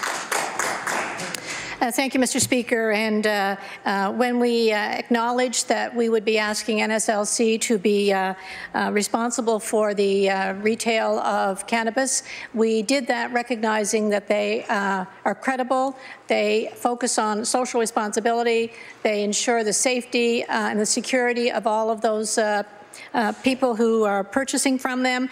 We believe that they have the respect of Nova Scotians, that they are seen to be credible, and we believe that NSLC is the right avenue for the purchase of cannabis. The Honourable Leader of the Official Opposition. Thank you, Mr. Speaker. From the beginning, this government has insisted it knows best when it comes to the sale and safety of recreational cannabis. It has ignored nearly all best practices and the warnings of experts from across our country. Now this government's plan to provide cannabis access codes raises the question of what kind of data they are collecting on Nova Scotians purchasing cannabis. Our provinces across the country are using industry-standard e-commerce platforms like Shopify that have been transparent about how personal data is being collected and stored. With all of this government's go-it-alone solutions for legal cannabis, how do we know that cannabis access codes won't end up like the FOIA portal? The Honourable Minister of Justice. Thank you, Mr. Speaker. The process that my colleague has identified, Mr. Speaker, is actually the last of the process that we have implemented to respond to the federal legalization of cannabis. The process that my colleague has referred to and the use of the barcode, Mr. Speaker, actually retains little to no data, Mr. Speaker, that is not already retained. There is no new additional data provided by Nova Scotians, Mr. Speaker. We believe this model will be seen as the example in the country. We believe this model will best protect our youth, Mr. Speaker, on the front end of the retail model as well as the back end, Mr. Speaker. The Honourable Member for Northside Westmount. Thank you, Mr. Speaker. Mr. Speaker, my question is to the Minister of Health. Mr. Speaker, recently situations at nursing homes in Cape Breton were brought to my attention. According to what I've heard, there are staffing shortages in these nursing homes that have reached a critical point. Some patients are only taken out of bed every other day because there isn't sufficient staff or equipment to get residents up every day. It's greatly concerning to me that there are elderly Nova Scotians who are needlessly confined to their beds because of undue shortages. So my question to the Minister, is he aware of this day-on, day-off practice of patient care, and how widespread is it in this province? The Honourable Minister of Health. Thank you, Mr. Speaker. The member raises a point with respect to quality of care in our long-term care facilities. It's a perspective that government, and all of government shares. So I believe all members of the legislature do. That's why earlier this last month in September announced a panel of experts who have come together to evaluate and come forward with some evidence-based recommendations on what steps we can take to improve the quality of care in nursing home facilities across the province. The Honourable Member for Northside Westmount. Thank you, Mr. Speaker. Mr. Speaker, I was told that the facilities in question have clean records when it comes to pressure sores. This was their defence for the practice. Since they don't have a history of pressure sores, there's nothing to worry about. But, Mr. Speaker, that's like saying because I haven't had any accidents, I could probably drive with my eyes closed. Mr. Speaker, the Minister of Health is expecting this report on pressure sores from his expert panel, as he just said. So will the Minister of Health be as quick to implement any recommendations on the pressure sores as the Minister of Education was to implement the Glaze report, or will he simply take it under advisement? The Honourable Minister of Health. Thank you, Mr. Speaker. I'd like to clarify for the members of the legislature that this expert panel's scope of review goes well beyond the limited focus of pressure sores. Mr. Speaker, that's one area that they'll certainly be looking into. But in fact, we've actually taken action already this summer in that area. We established some people with expertise. We went out, provided support in our facilities to help with assessments, reassessments, some education initiatives. We provided additional resources in terms of material, but also equipment to help our long-term care facilities. We continue to work in that area to improve the efficiency of providing the supports requested in those facilities with pressure injuries. Thank you. The honourable member for Truro, Bible Hill, Millbrook, Salmon River. Thank you, Mr. Speaker. My question is for the Minister of Health. For over a month now, I've been asking the minister to respond to a lack of proper treatment available for victims of sexual assault at the Colchester East Hants Health Centre in Truro. Government has been slow to respond, I have to say, but one of my constituents, whose story had been published in media reports, emailed the minister personally to share her experience. And last Thursday, October 4th, she received a response from the minister saying that the Premier has now committed to having sane services available in Truro. While this is very welcome news, Mr. Speaker, can the minister please tell us when we can expect to have sane services in Truro? The Honourable Minister of Health.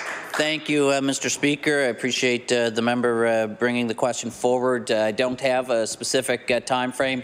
I did get an update last week. I've requested another one. I believe we're getting some additional information from the Health Authority today, Mr. Speaker, with respect to the discussions about what and how to implement and move forward to ensure services are made available as soon as possible. It's important for members to realize that the care and the services being provided does require specialized training, so you need to have the staff, the nurses available and lined up to provide the training. So again, as I said, Mr. Speaker, meetings have been ongoing to work with potential service providers to line up how this process and how the services will be rolled out in that community. The Honourable Member for Truro, Bible Hill, Millbrook, Salmon River. Thank you, Mr. Speaker. Well, the Colchester Sexual Assault Centre sent a question and a request over a year ago now and heard nothing back from the Health Authority. Then they resent it about a month ago. They still heard nothing. And now we're hearing that things are starting to happen. We also know that there are nurses lined up ready who want to take the training. So we're set to go. Truro is ready. Having sane services in communities across the province is clearly a step in the right direction, but obviously the minister can understand that a timeline is essential. So, Mr. Speaker, can the minister assure us that sane services will be available in Truro before the end of this year? The Honourable Minister of Health. Thank you, Mr. Speaker. As I said, indeed, work is ongoing. The proposal that was first brought forward last year was a proposal to provide weekend coverage, Mr. Speaker. If we wanted to roll out with just weekend services, Mr. Speaker, we perhaps could have adopted that. But we're continuing our work, Mr. Speaker, with the potential service providers to just work out those details and ensure we get the path forward. What I can assure the member, Mr. Speaker, and all members here, and indeed all residents of the region, that we'll get this program rolled out to the community as soon as practically feasible and possible. The Honourable House Leader for the Official Opposition. Thank you very much, Mr. Speaker. My question is to the Minister of Fisheries. Fishing is the lifeblood of our economy, especially in Argyll-Barrington, as I'm sure it is in many areas of our province. Hundreds of millions of dollars of fresh seafood, lobster, haddock, halibut and crab, just to name a few. Many of our ports and wharves are now too small or in some cases unsafe to use. I know this is a federal issue, but how will the Minister of Fisheries ensure that these important pieces of infrastructure get the attention that they so sorely need? The Honourable Minister of Fisheries. Thank you very much for the very important question. This is indeed an ongoing problem with our fishing industry in the province, and it does fall under small crafts and harbours federally. Your colleague had brought forward some stuff and information about a wharf in Cape Breton and a breakwater in Cape Breton, which we're following up with a letter to the federal minister responsible for that, and we'll continue to lobby on behalf of the fishermen of the province. The Honourable House Leader for the official opposition. Thank you very much, Mr. Speaker. There's something like 28 wharves from Cape Forshue around to Back Row. These are the business parks of our communities. They are too small for the size of vessels or inadequate for the weather that we're experiencing, especially during our lucrative lobster season. Wedgeport, East Pubnico, Stony Island, and I know many other members can list a bunch. I'm sure Soniaville's in there, and I'm sure a number of them as you go around the Digby Way. This can create some real risks for the safety of fishers and their equipment. Will the minister and this government truly lobby our federal government and make them realize that our fishery needs support and requires real investment to ensure the safety of all of our fishers? The Honourable Minister of Fisheries. Yes, again, thank you for this very important question. It is vital for our fishing community to have the resources they need in the form of breakwaters and wharves and all the facilities they have to put in place. And we have been lobbying, we will continue to lobby the federal government for proper funding to do this. The Honourable Member for Queens Shelburne. Thank you, Mr. Speaker. Mr. Speaker, my question is to the Minister of Health. Krista Huskins is a mom who lives in Liverpool. She waited 18 months to secure an appointment for an autism diagnostic observation schedule for her daughter. Although this assessment has been completed, her daughter will now wait at least an additional 6 months to participate in the early intensive behavioral intervention assessment. By contrast, Dylan Meisner, who recently moved to Liverpool from New Brunswick, is the father of an autistic son. The entire process from ADOS to full participation in the EIBI program in St. John's was only 4 months. My question is, can the minister explain why Nova Scotia parents are forced to wait nearly 24 months for these crucial assessments for autistic children? The Honourable Minister of Health. Thank you, Mr. Speaker. I thank the member for raising this question. Indeed, we do recognize the value and the importance of early intervention for youth, Mr. Speaker. That's why we continue to invest both through our investments towards mental health initiatives, the education department, Mr. Speaker, investments there as well. As far as the difference between the Nova Scotia and the New Brunswick, I'm not aware of differences in the structure, but I'll certainly take a look to see if they've got something set up in St. John that's different. But Mr. Speaker, it could be just the circumstances of the demand at that particular point in time as well. The Honourable Member for Queens Shelburne. Thank you, Mr. Speaker, and I thank the Minister for his response. Mr. Meisner believes had his son been born in Nova Scotia instead of New Brunswick, he would be experiencing the same struggles as Ms. Huskins and thousands of other Nova Scotia families who have an autistic child. Autism Nova Scotia has highlighted that psychologists are the only professionals permitted to perform ADOS assessments in Nova Scotia. The cost for the ADOS assessments can run as high as $3,000, leaving parents to face both delays and excessive financial costs. My question to the minister is, what steps is the minister taking to address the need for additional professionals who can administer the ADOS tests and resolve this immense backlog? The Honourable Minister of Health. Thank you, Mr. Speaker. As the Nova Scotia Health Authority continues to perform recruitment, as they have the responsibility through legislation to provide the operational services in our healthcare system between the IWK and the Nova Scotia Health Authority, our two health authorities, Mr. Speaker. They provide the operational services. It's through those entities, Mr. Speaker, that the recruitment of healthcare professionals takes place. They continue with their efforts, Mr. Speaker. We as a province work with them to provide incentive programs and initiatives to help support the recruitment efforts. The Honourable Member for Cole Harbour Eastern Passage. Thank you, Mr. Speaker. My question is to the Minister of Environment. For 10 years, people who live near Noonan's Provincial Beach in Eastern Passage have been contacting various government departments about the erosion on their beach. In the last decade, residents have not received a satisfactory answer from any level of government, and the issue has never been addressed. So they formed an organization. Most recently, I contacted the Minister's office on behalf of the organization on September the 10th. I was told in a response from the department that they would address the erosion problem in about 2 weeks. The residents are still waiting, so I'm just asking the minister, when can the residents expect a response from the minister, and when will corrective action be taken at Noonan's Beach? The Honourable Minister of the Environment. Thank you, Mr. Speaker. And I have to admit to the Honourable Member, I haven't seen that correspondence chat. When I do see it, we will make sure that the information gets out to her as well and lets her know.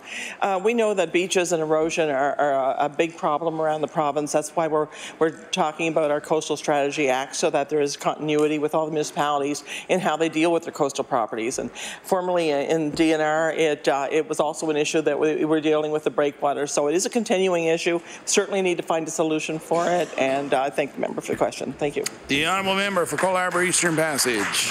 Thank you, Mr. Speaker, and I thank the minister for her answer. Of course, as she just mentioned, erosion of our provincial shoreline continues to be an ongoing challenge. It has a real impact, though, on the people in my community and their property. For instance, one of the constituents who's part of this group lives across the street from the beach. During a last windstorm in January 2018, she ended up with sand and seaweed in her basement. The road was also torn up, and this affects both resale value and getting in and out of their community. The damage was so extensive to the road that the municipality had to repair the roads, putting the cost from the province's lack of action on their community beaches onto the municipality.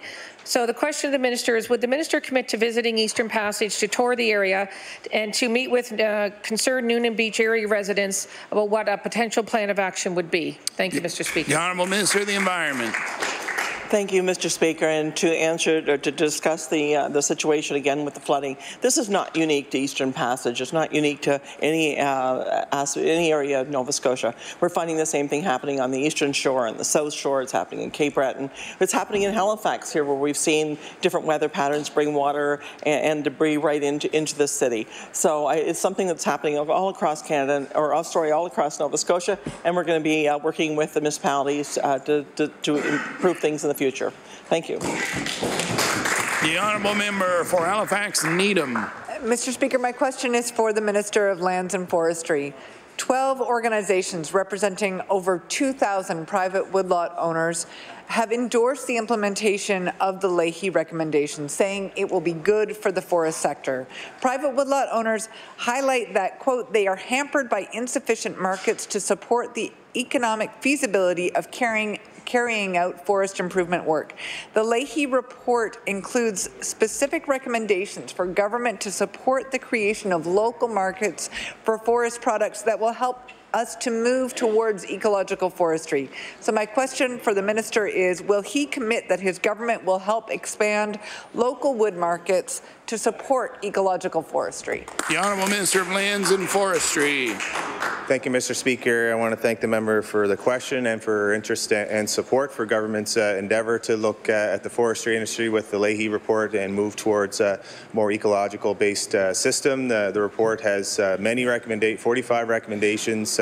Staff continues to go through each one assiduously, and we also meet with our stakeholders. Met with actually the industrial private woodlot owners already. I continue to meet with others. There are opportunities that we can look at.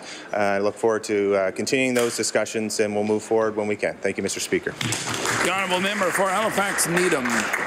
Mr. Speaker, the Leahy report puts special emphasis on the potential of small-scale wood energy projects. Done right, small-scale heating with wood can provide highly efficient, sustainable local heating source that can replace oil consumption in schools and municipal buildings.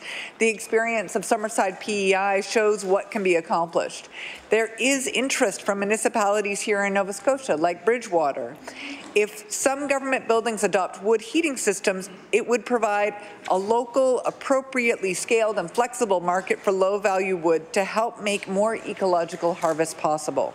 So my question for the minister is, will he work with woodlot owner associations and municipalities to develop a program for using wood for heat in government buildings? The Honourable Minister of Lands and Forestry. Thank you, Mr. Speaker. Thank you for the question. Again, this is one of the 45 recommendations that that we've already begun to look at. Even before the Leahy report came out, we've had discussions internally. The member from Clare Digby, as well as the Minister of Finance, have brought this to my attention. So it is one that I think is a good opportunity, particularly for areas where there's pulpwood and other low-value wood that doesn't have access to markets such as the pulp mills. But indeed, it is an opportunity that, if it works, we'll look at the costs and we'll look at different sites and see if we can accommodate it through the tendering process with our departments. Thank you, Mr. Speaker. The honourable member for Cape Breton-Richmond. Mr. Speaker, the town of Port Hawkesbury is partnering with the province in the Destination Reeve Street pilot project. This project is multi-layered, with one aspect aiming to reduce 4 lanes to 3 along the town thoroughfare using the road diet concept with space devoted to active transportation. While I admire the intent and certainly welcome beautification and active transportation, I worry about the safety and potential negative impacts of these changes. Reeve Street is a busy street for commercial activity because Reeve Street is part of the busy 100 series highway. Despite assurances of safety, my constituents question the wisdom of building bike lanes next to large transport truck traffic. Mr. Speaker, why is the province reducing lanes to install active transportation routes on a 100 series highway?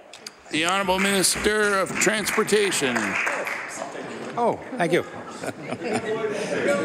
Thank you very much. Thank you very much, Mr. Speaker, and thank the member opposite for the question. I want to congratulate the town of Port Hawkesbury in particular for stepping forward and looking to improve their community by taking the industrial nature of Reeve Street and transforming it into an active transportation corridor which will complement all the citizens of Port Hawkesbury and in particular and all the users. From our perspective, of course, we're interested primarily in safety. Thank you. The honourable member for Cape Breton-Richmond. Thank you, Mr. Speaker, and thank you to the minister who seemed a bit surprised by my question. I just want to make sure he understands that Reeve Street is in fact part of the 100 series highway. The concerns of my constituents over this project go beyond the obvious safety issues. While consultation was held with the community of Port Hawkesbury, no consultation was extended into the other communities in Cape Breton-Richmond. A road diet initiative on this section of highway will impact local traffic and traffic using it as a highway, because it is a highway, the only highway access into the rest of Cape Breton-Richmond. This could have serious impacts on communities further down the line. Will the minister commit to put the road diet aspect of this project on hold until TIR consultations with other communities and business owners in Cape Breton-Richmond occur? Thank you, Mr. Speaker. The Honourable Minister of Transportation. Thank you, Mr. Speaker, and my apologies. The previous statement wasn't addressed to any minister, so I thought maybe one of my colleagues might like to take it. In any case, the matter has gotten wide. Please, the Honourable Minister of Transportation. The matter has gotten wide consultation in the community. There's been a lot of the greater community. There's been a lot of public meetings, and I've received tremendous support for this particular project from people who are outside of the town itself. At the end of the day, this is a project being put forward by the town, and in the absence of any change in their direction, we continue to support what they're planning on doing, which is a big upgrade for that particular section of road. Thank you. The Honourable Member for Dartmouth East. Speaker, I bet everyone on the government side is paying attention now. Mr. Speaker, in the spring, I asked the Minister of Health for more details about which Dartmouth practices were receiving the nurse practitioners announced by the Minister in March. The Minister indicated he'd get back to me on the locations of those practices, but now it's October, and I'd like to be able to tell my constituents the locations. I don't have to remind the Minister, I hope, of the significant pressures Dartmouth is facing from the doctor shortage impacting our province. I will remind the Minister that my constituents are anxious to know when and where they can access resources promised by the government. My question is this: can the Minister confirm where the nurse practitioners announced for Dartmouth 7 months ago have been placed? Thank you, Mr. Speaker. The Honourable Minister of Health.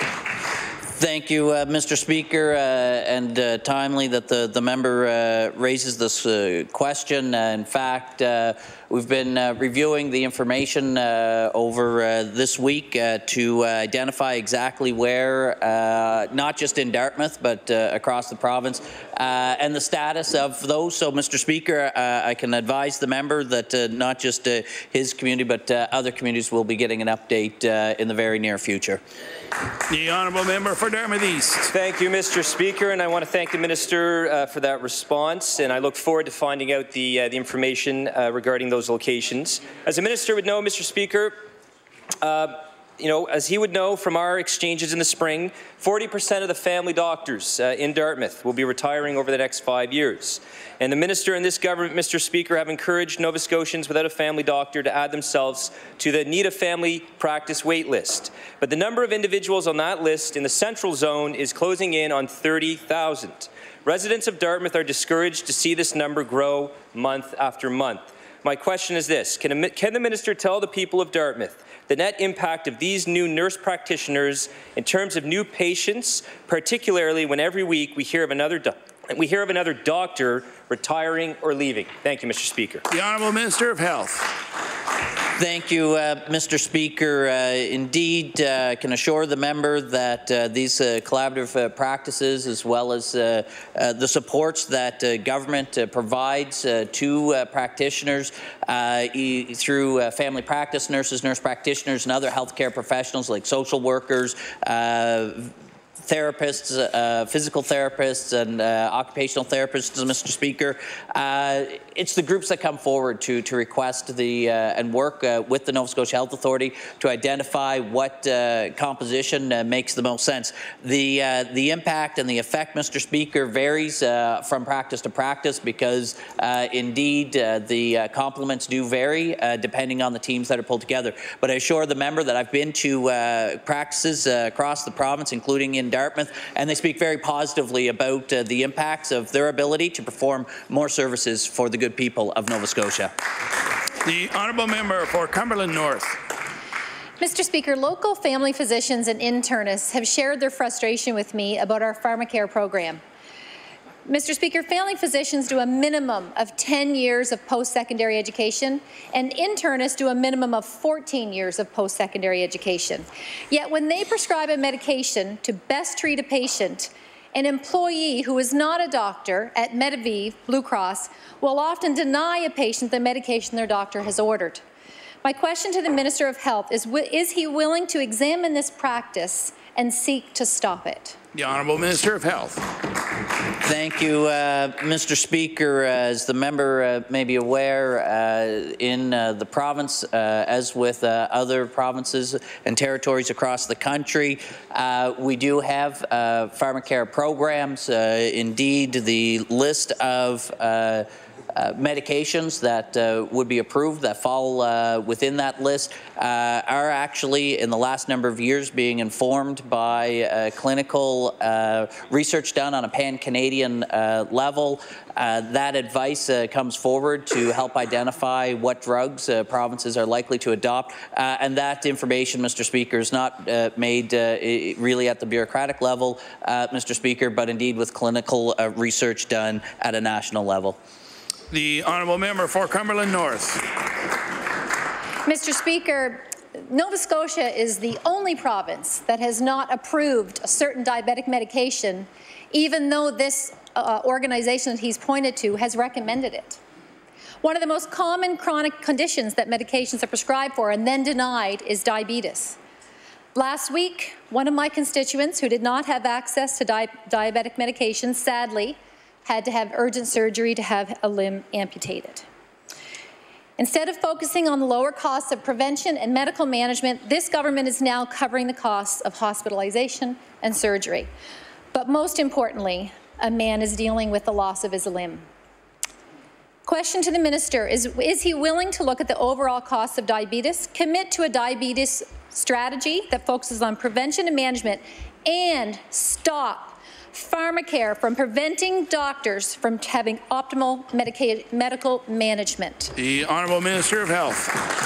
Thank you, Mr. Speaker. I can assure the member that indeed the process for the members' benefit, indeed all of the members that goes through, there are actually about 3 or 4 steps that pharmaceutical products go through in jurisdictions across the country. The first is Health Canada, which essentially does an approval to ensure that the product doesn't cause harm.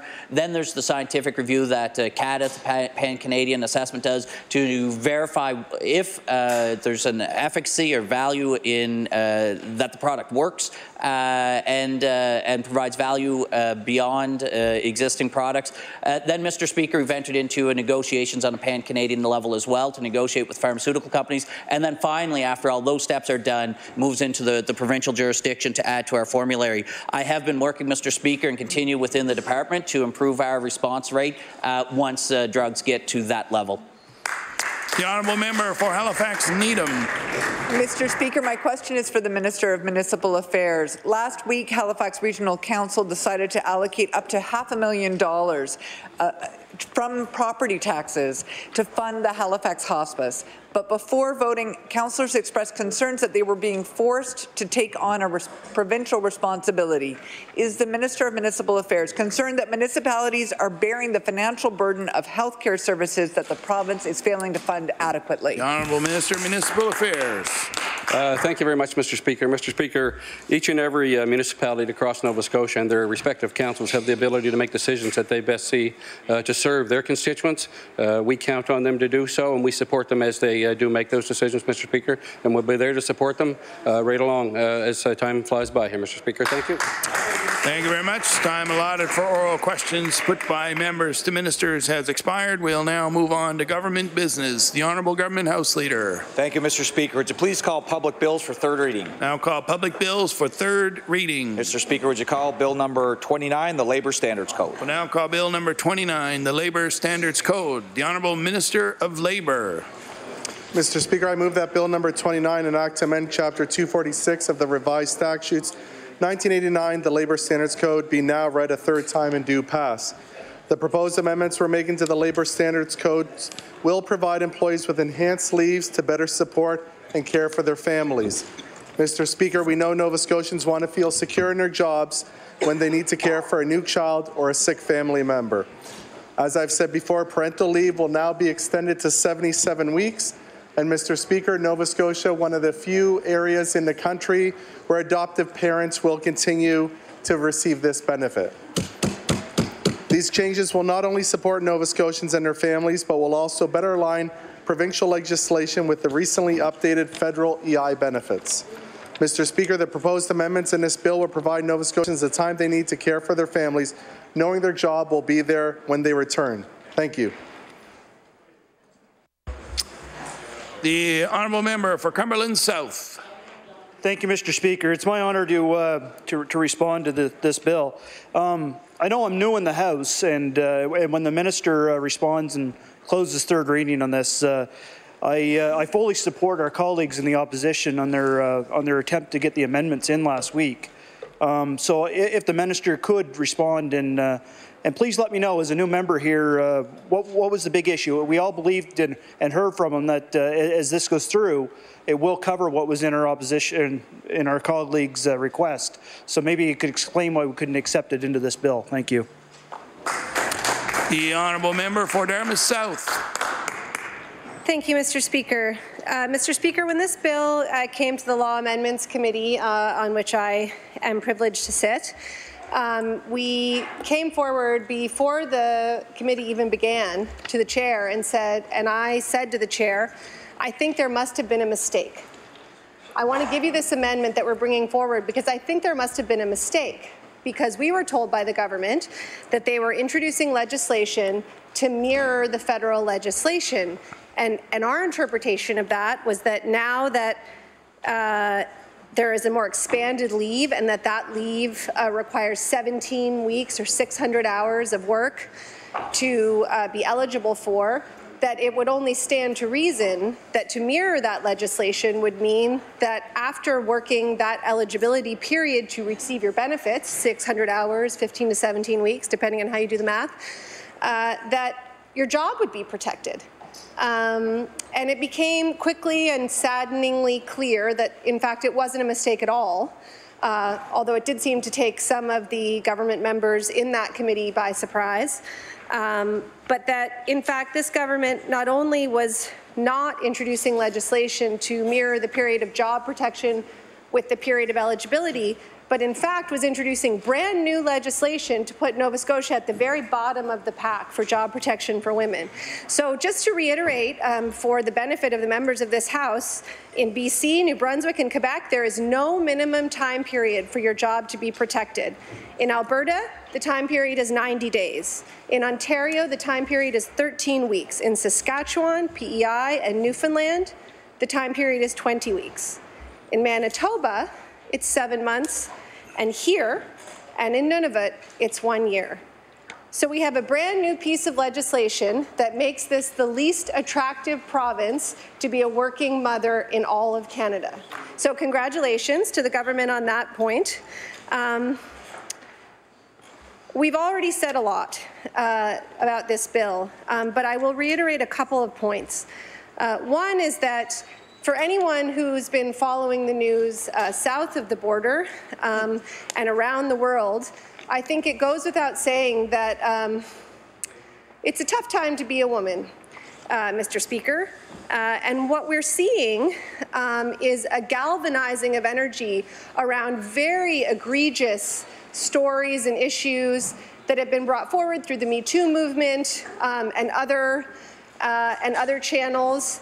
But, Mr. Speaker, I would argue that while people get very upset about the outcomes, the stories they hear, the injustices that they see that are blatant and clear, I would argue that we have a role in those here in this legislature, Mr. Speaker, and our role is to change the system so that those outcomes don't occur. And one of the issues we see is the continuingly diminished credibility and ability for advancement of women. So we know that we have fewer women that are board chairs, we have fewer women running Fortune 500 companies, we have fewer women in politics, we have fewer women everywhere you look that people look to as a place of power, with the very notable exception of the caring professions, Mr. Speaker. And I want to argue that it's precisely legislation like this which frankly should be uncontroversial. In a liberal democracy in 2018, the amendment that the NDP brought forward should be uncontroversial, Mr. Speaker. There should be no question about this. We're not this isn't something outlandish. We're not being communists by asking for this amendment. What we're doing is we're arguing for basic equity, basic principles of equity that I would argue are already recognized by almost all of the members in this House.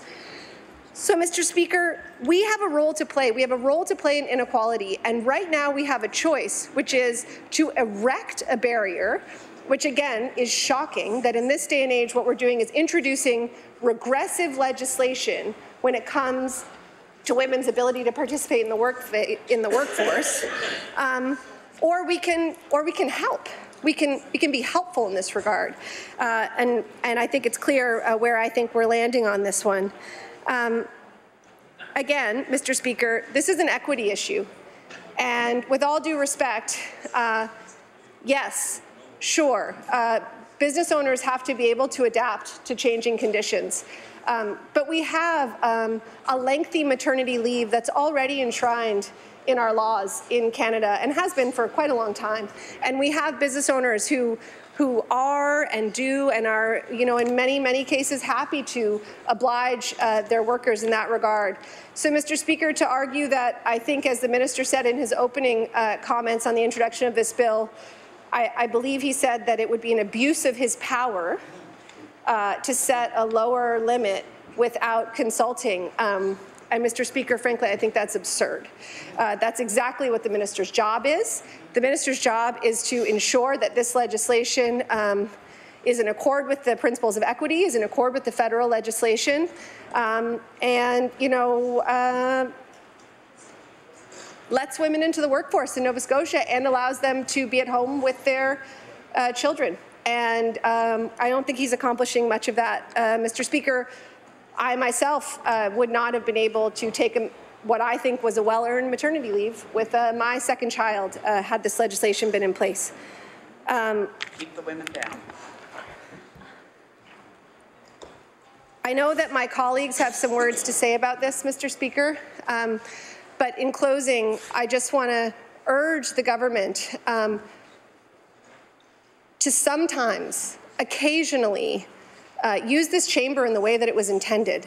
I was asked by the media today, how do you feel about the fact that the government just never gives an inch, that no matter what amendments you put forward, no matter what conversation you try to have, no matter how constructive the opposition tries to be, that you never make any progress? How do you feel about that?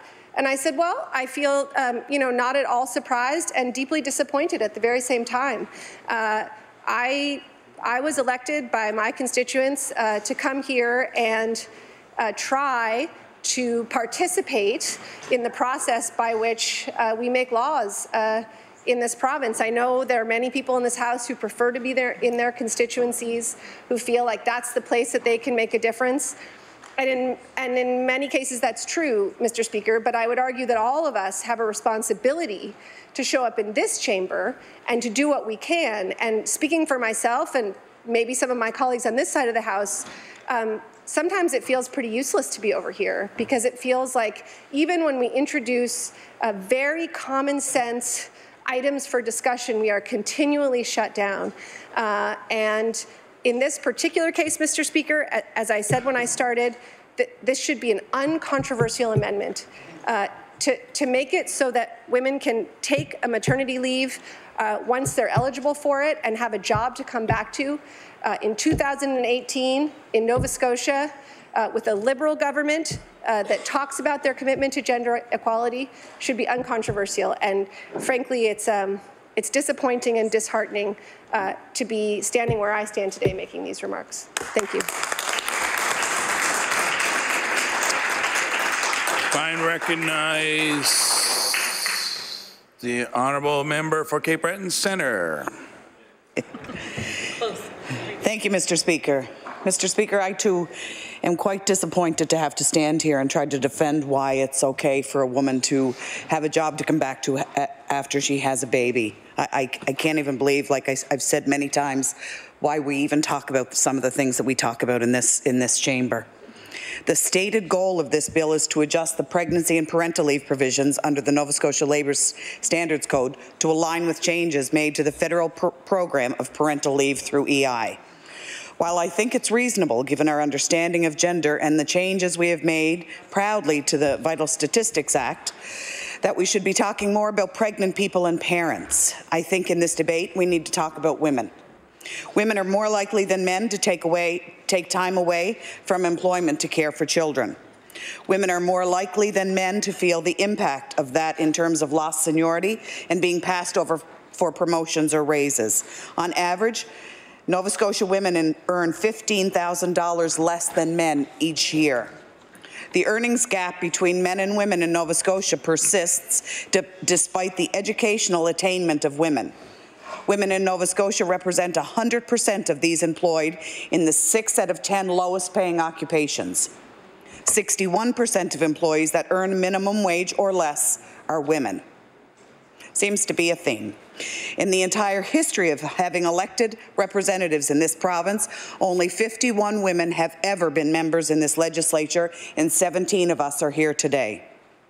The dominance of male voices in this House is abundantly clear in the way the legislation has and continues to be written, and that, Mr. Speaker, is shameful. The way parental leave works in this country means that it is already not a financially viable option for many parents. Few people can use the full time allowed and live on only a portion of their earnings, especially if you're a single parent, Mr. Speaker. They certainly don't need the added concern about whether or not they even have a job to come back to. Imagine anyone in this House, especially the women or the men who are parents, for their loved one or to think about whether you should have a baby or have a job to come back to. What What says that that's acceptable in the province of Nova Scotia in 2018, and how can this Liberal government think it's okay? The way this bill is currently written, a pregnant person could be eligible for parental leave through EI, but their job would not be protected. Imagine in 2018 we are not protecting jobs for women to have babies. So we are asking new parents to take the risk of a leave period with only part of their salary and no guarantee that they'll have a job when they could come back to work. So how they would feed their child after they could lose their job or send their child to daycare is unknown to any of us. As written, this bill makes us one of the worst in the country when it comes to job protections for new parents. What a way to be recognized. Let's talk about that. We're being recognized in Nova Scotia as one of the worst because we are discriminating against women for their ability to have a child and to have a job protected. Our caucus put forward a very reasonable amendment, as my colleague spoke to. And I remember having the conversation in our caucus office and said, you know what, we don't care about a win here, we care about what's right. So let's try to talk to the government and let them know that this is morally and ethically disgraceful. We don't want the win, we just want good laws, we want good legislation, and we couldn't even get that. This amendment was not supported by the government, and as I said, Mr. Speaker, this is disgraceful. To say that consultation is required is offensive. Look around, let's have a conversation. Consultation with whom, and when, and where? This government talks a lot about consultation, but we never ever hear the results. With new parents to see if they would like to know what their peace of mind would be at the thought of losing their jobs. With businesses to see if they can afford to protect their jobs.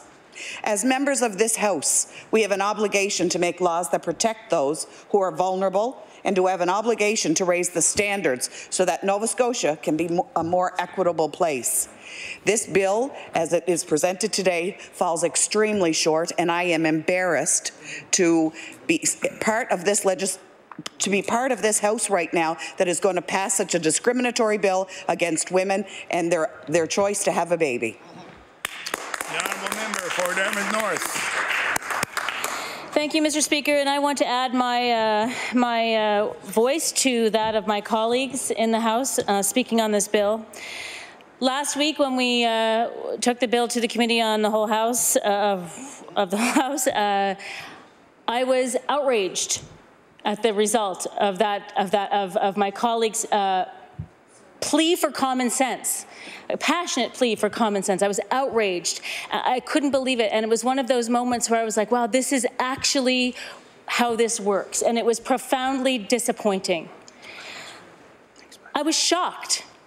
But then, over the weekend, when I talked about it to people and I thought about it for a while, I remembered that this is the same government that refuses to offer paid leave for victims of domestic violence or intimate partner violence.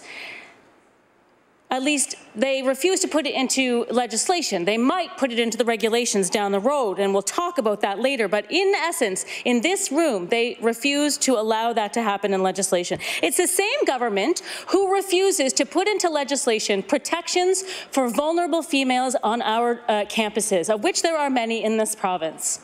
It's the same government. And let's not forget that it's also the same government that does a very bad job at bargaining with unions that have most of the healthcare unions and teachers unions, most of which are made up by women. So I'm kind of actually, with sober second thought, I'm not that surprised at all what we're talking about here. My colleague mentioned this, and I want to talk about it again for a little bit. For the past couple of weeks, we've been watching, or last week in particular, we've been watching what's been going on in the States. The media is consumed with Dr. Christine Blasey Ford and with Brett Kavanaugh, and for good reason. It's an outrage what's going on in the United States, or what has just happened in the United States. But people will look to the States and go, oh my God, it's so good that we don't live there. Wow, it's such an outrage. But in fact, I would like to say, and I'm not being dramatic here, that there's not much difference about what is going on with that and what is going on right now. And I'll tell you that if people think it's outrageous for me to suggest that there's a link between that hearing or whatever it's called, and what's happening today in this chamber, the link is one word, and it's called, fine, I would suggest it's called patriarchy. And, well, you know, my colleague who didn't get into Hansard, but she said dictatorship, but I'll say patriarchy. And we should be in Nova Scotia just as outraged by what is happening today in this House as what people are, what's going on in the States.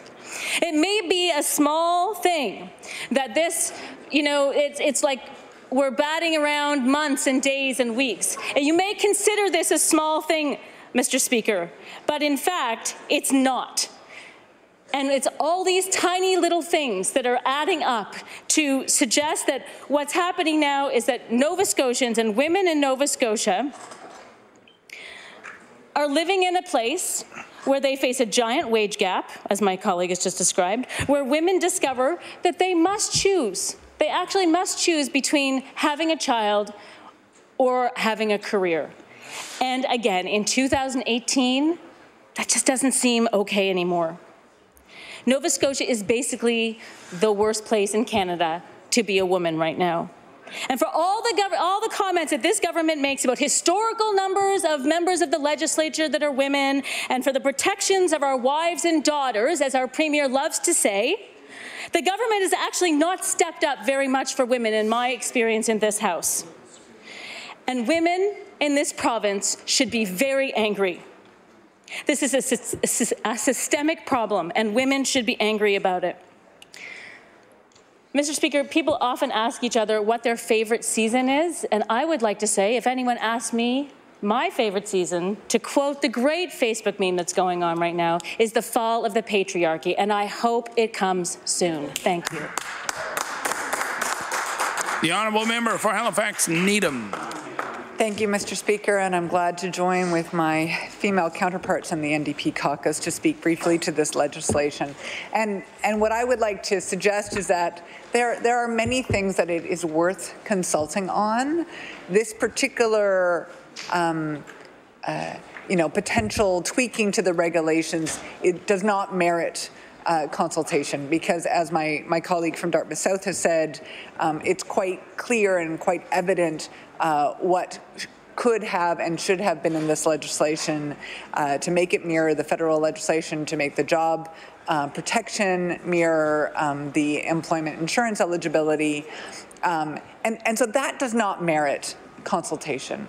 What would merit consultation? How about how we expand benefits to parents who are precariously employed, to women who are cobbling together various extremely poorly paid in this province minimum wage jobs, and who cannot anticipate parenthood with any degree of security as they embark on that very important part of their life. And why should we want to consult on that? Because in the end, as this government in particular likes to talk about in the context of pre-primary, we need to be taking care of all children, and as soon as children are born, they are citizens of this province, and they deserve to have time with their parents.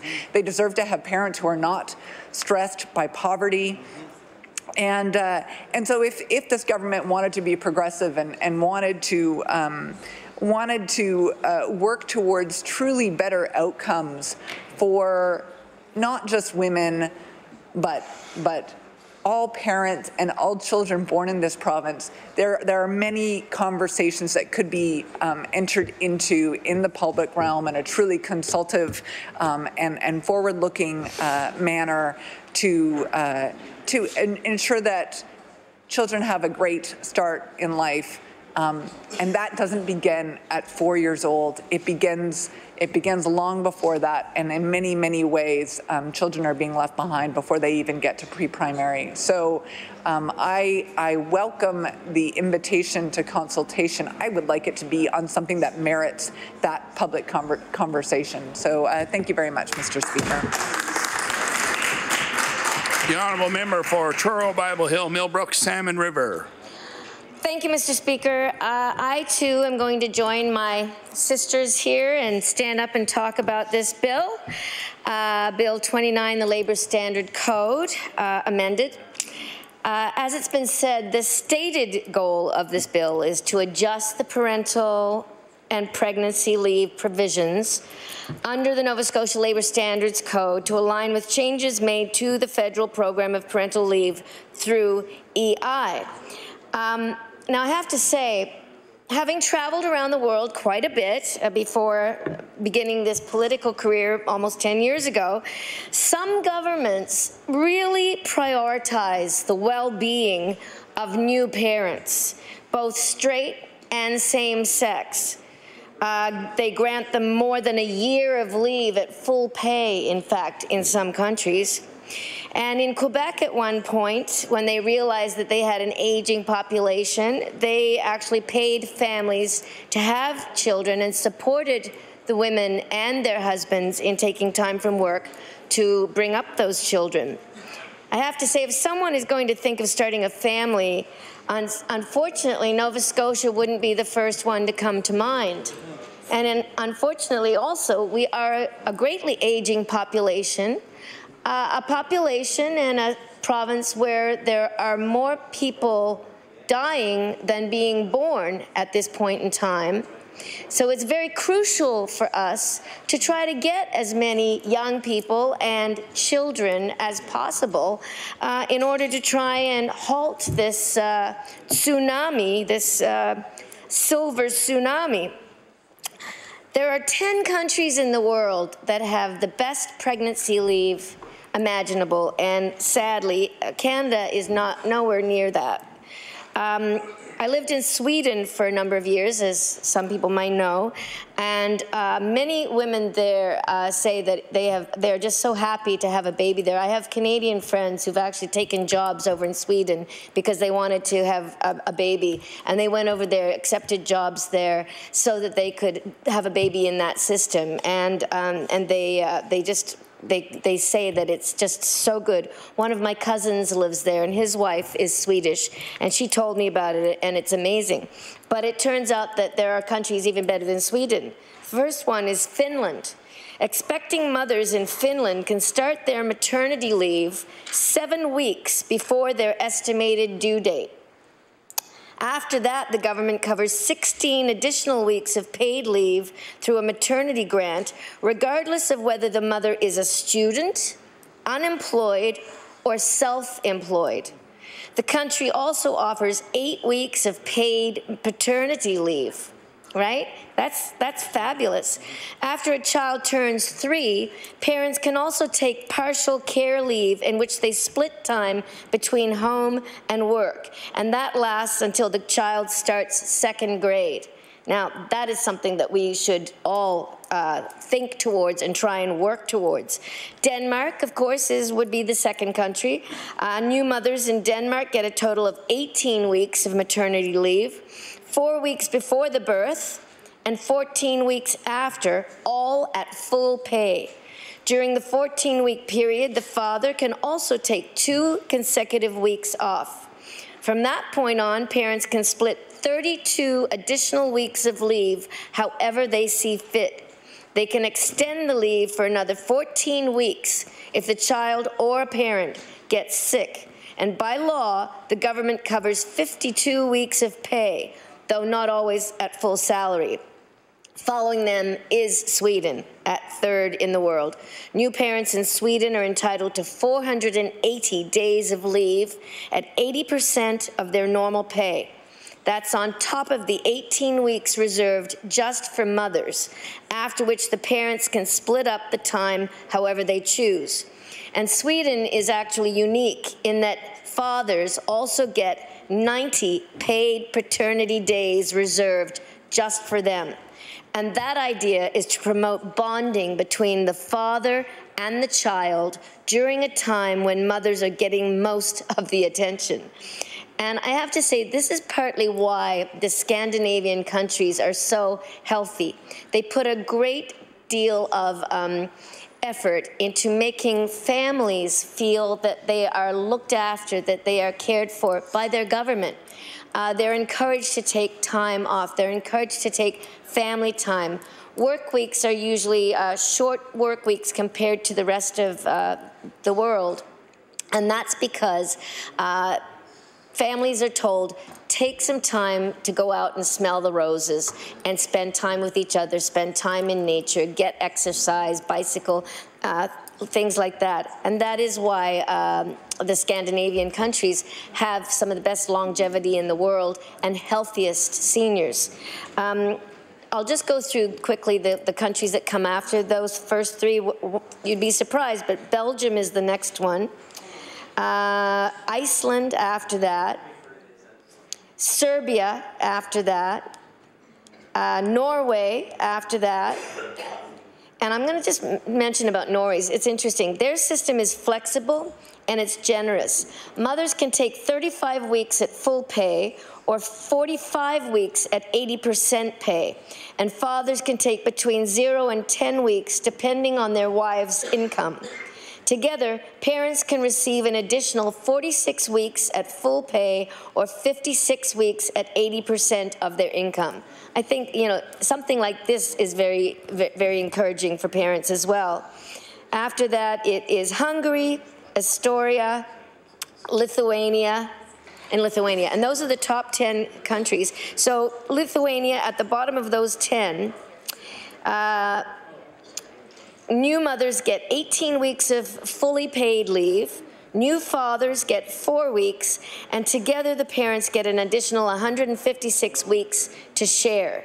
For the shared portion, the parents can decide whether to have it paid out at 100% for the first 52 weeks until the child turns 1, or 70% for the first 104 weeks until the child is 2 years old, and the remaining weeks are unpaid.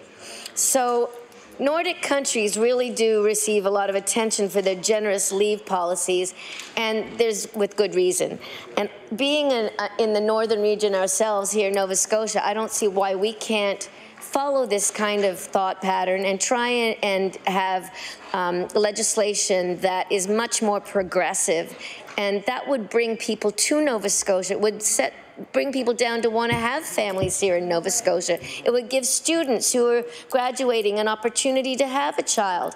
I've lived in the United States too, where they have nothing, and where they have to have insurance just to have a baby, and there's so many people that can't even afford to have one because they don't have any insurance, or they have little insurance. So I say, why don't we be a leading, guiding beacon for people and do something different? Think outside the box. Don't just be mediocre. We can be the best. We have the brains, we have the talent, we have exciting, wonderful people, but we need to keep them here. We need to attract more. So with that, I'll say I'm disappointed with this, as my colleagues are.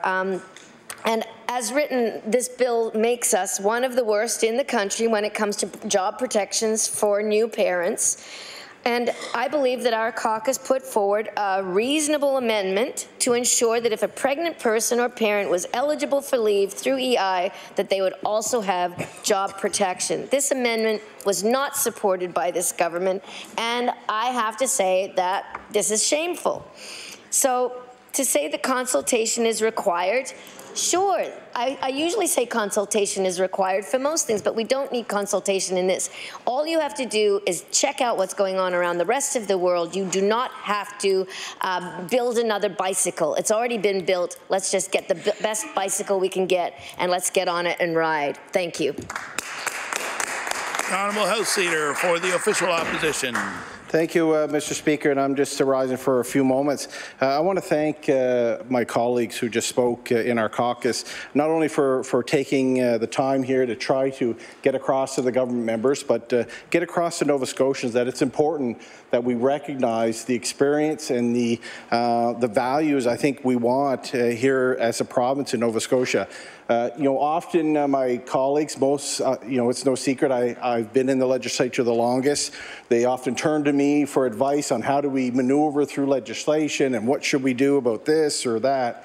But I have to admit that I've listened intently to my colleagues who make a valid point on this legislation. We're not asking to eliminate every single moment of waiting for receiving these benefits. We're just looking at the government to look at this in a reasonable approach, and I think the amendment that we took was just that.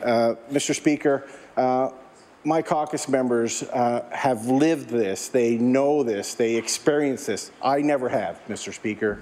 My wife worked through her career with 2 children.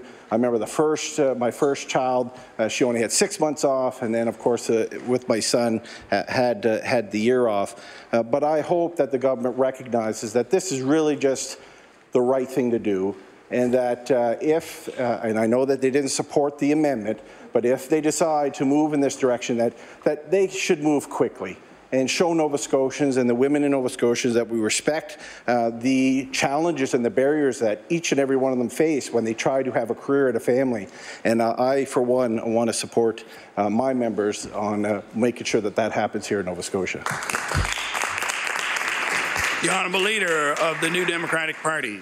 Thank you, Mr. Speaker. I just want to briefly add to what my great friends have said about this, that we hear so often in the public discourse of Nova Scotia about the demographic challenges that are before us, about the need to place families in a position where it will seem a reasonable reading of their situations to move forward with establishing a family.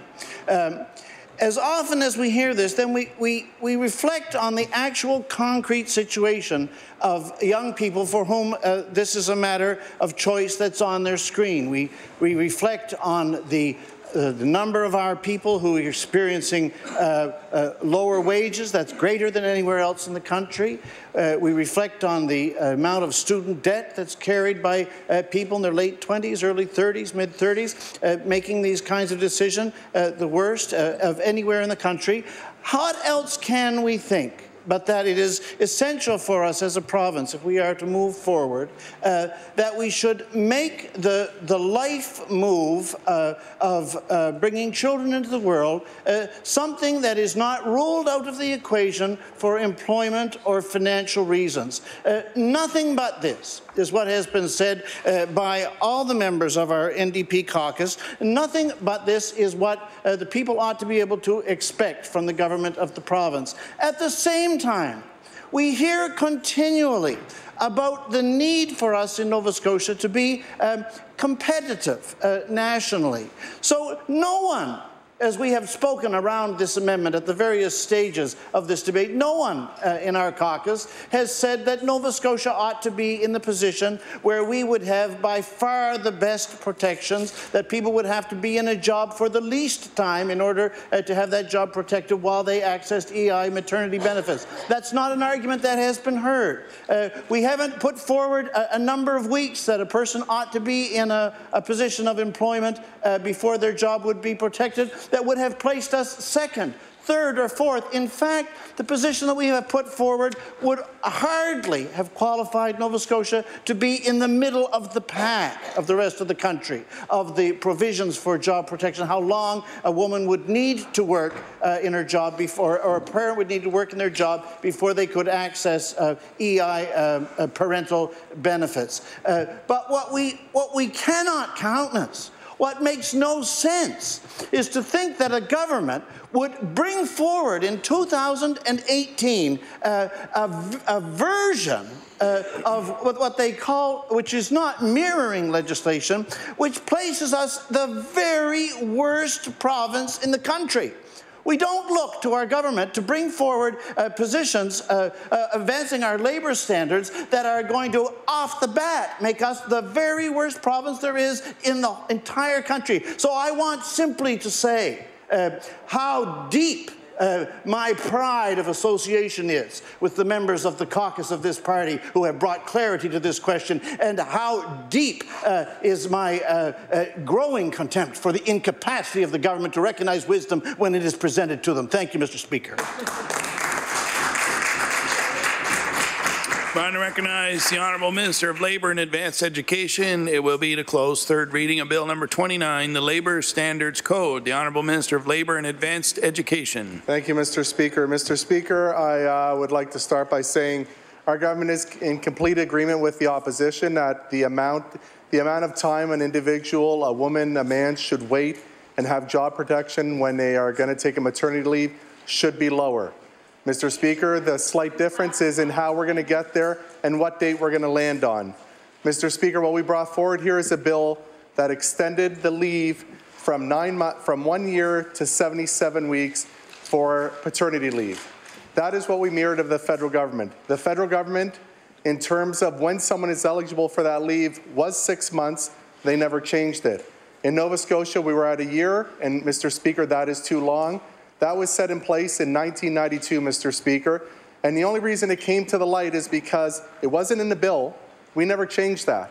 What happened was somebody came and presented at law amendments, and they said that, you know, we might want to look at when someone is eligible for leave, because right now we're the longest in the country. And Mr. Speaker, I'm glad that person came forward because we agree with them. Now, Mr. Speaker, we've had motions brought forward to mimic where the federal government is at 6 months. But, Mr. Speaker, we might land somewhere a lot better than that. So what we have committed to as a government, we didn't want to hold this bill up because we do want parents to have the 77 weeks of protected leave. So what we did is we as the government put an amendment in it that we could shorten the leave for when you are eligible in regulation. Mr. Speaker, we've already started consultation on that, and I have committed to this House that the change will be shortened by Christmas time of this year. Mr. Speaker, again, I would like to reiterate, nothing had changed in terms of that 1 year. It was in place in 1992. It was not addressed in this bill. When we said we mirrored the federal government, Mr. Speaker, we mirrored them on the length of the leave, and that went from 1 year to 77 weeks, and that is greatly appreciated. I had many phone calls from expecting parents on when that would take place.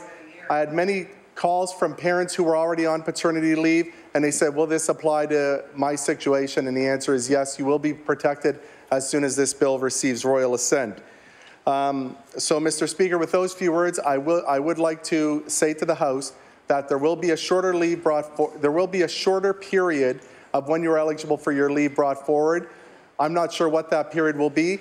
In terms of where the federal government is at, they're at 6 months. I believe the next longest province is 7 months. And we did hear many provinces were at no time at all, that the day you start work, if you go on parental leave, you will be afforded the job protection. Mr. Speaker, one aspect I'd also like to point out, and it wasn't in this bill because we had it from before in other bills, Nova Scotia is the only province, I believe, in all of Canada that protects adoptive parents in having a protected leave, and that will be extended to 77 weeks.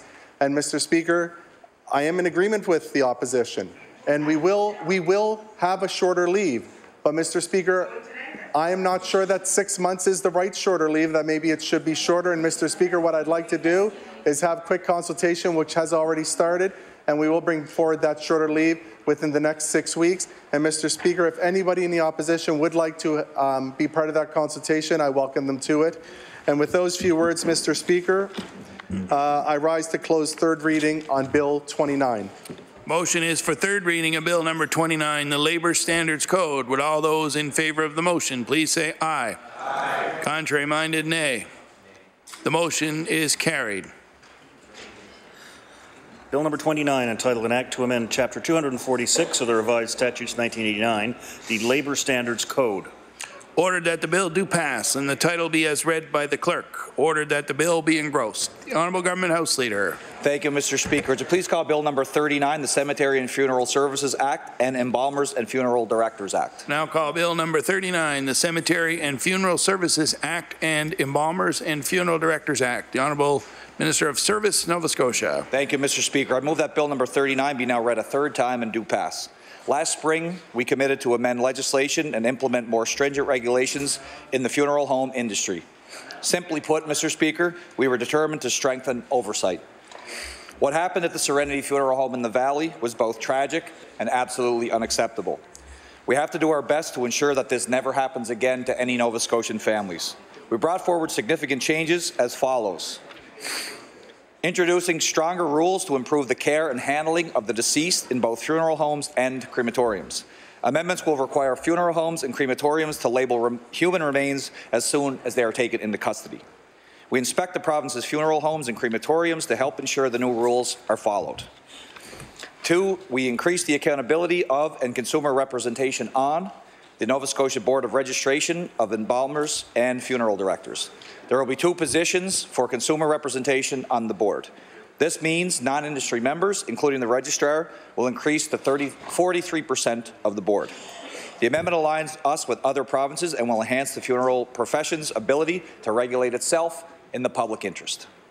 Number 3, significantly increasing the fine amounts for funeral home staff and owners. The fines for individuals will increase from $500 to $25,000. Fines for businesses will increase from $500 up to $300,000.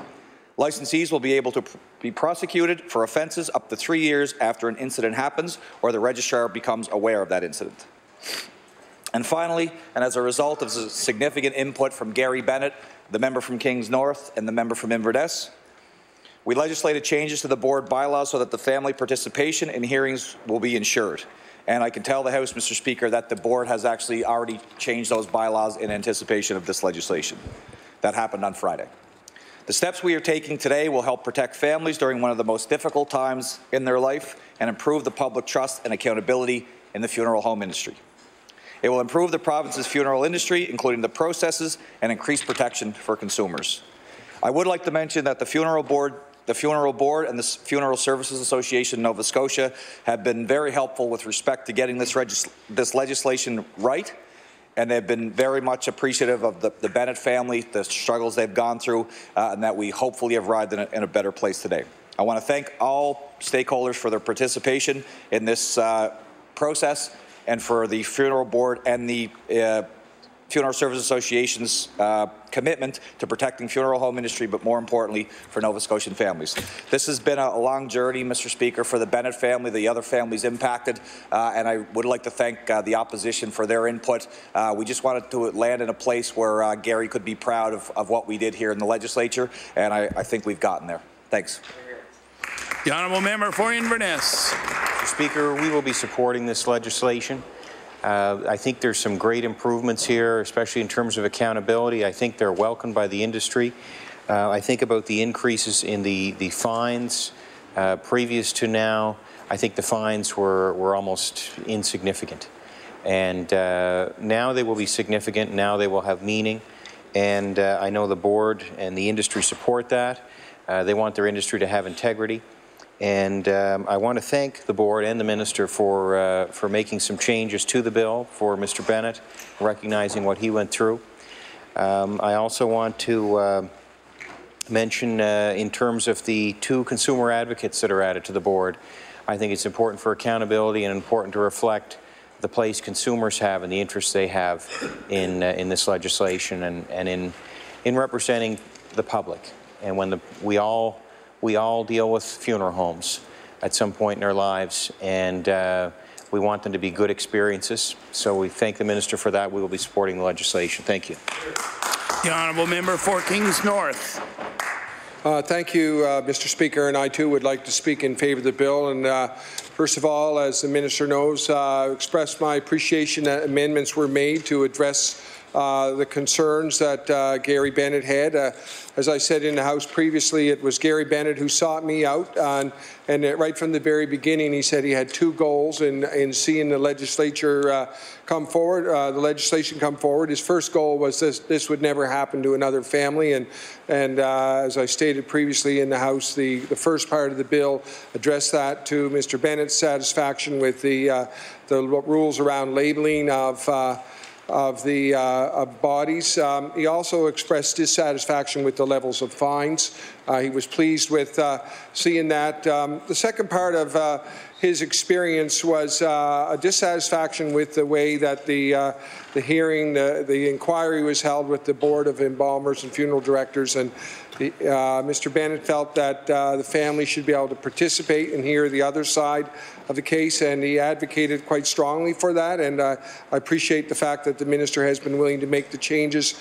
I know that it's unfortunate that it takes a circumstance like what happened to the Bennett family to cause, to shed light on this industry and maybe modernize some things that were waiting to be done. I do want to express my admiration for Gary Bennett for his willingness to come here on a number of occasions, really without me prompting him, and that he really did have those goals, and I do believe the bill has largely addressed those goals or entirely addressed those goals. And of course, our hope is that no other family ever goes through this again, and I think it's a very rare incident, and I don't expect that, but we've seen other, I'm sure there'll be other cases where families come forward and they'll have an easier time of participating in an inquiry if there is an inquiry with the Board of Embalmers and Funeral Directors. So I join my colleague, the critic from Inverness, in saying that we will support the bill. Thank you. Fine to recognize the Honourable Minister of Service, Nova Scotia will be to close third reading of Bill number 39, Cemetery and Funeral Services Act and Embalmers and Funeral Directors Act. The Honourable Minister of Service, Nova Scotia. Thank you, Mr. Speaker, and I would like to thank the two members who just spoke. I think we did a good job on the first round of this legislation, but it was the input from those two members and from Gary that really, I think, made it the best possible piece of legislation it could be. So I do appreciate their efforts, and it is true that we can work together here and get good things done for the people of the province. So with that, I'd like to close the debate on Bill number 39, the Cemetery and Funeral Services Act and Embalmers and Funeral Directors Act. The motion is for third reading of Bill number 39, the Cemetery and Funeral Services Act and Embalmers and Funeral Directors Act. Would all those in favor of the motion please say aye. Aye. Contrary-minded, nay. Motion is carried. Bill number 39, entitled an Act to amend Chapter 62 of the Revised Statutes 1989, the Cemetery and Funeral Services Act, and Chapter 144 of the Revised Statutes 1989, the Embalmers and Funeral Directors Act. Ordered that the bill do pass and the title be as read by the clerk. Ordered that the bill be engrossed. The Honourable Government House Leader. Thank you, Mr. Speaker. Would you please call Bill number 49, the Gaming Control Act? Now call Bill number 49, the Gaming Control Act. The Honourable Minister of Finance. Thank you, Mr. Speaker, and I rise today to move that Bill 49, the Gaming Control Act, be now read a third time and do pass. Mr. Speaker, I do want to thank my colleagues for the comments that were presented during second reading. This legislation provides the authority, it is enabling legislation, it provides the authority to amend the regulations in consultation with stakeholders, the Addictions Council, the Responsible Gaming Council, the Departments of Health, the Department of Justice, as well as an outreach to those who may have a problem with gambling, will be an important part of the process to develop those new regulations.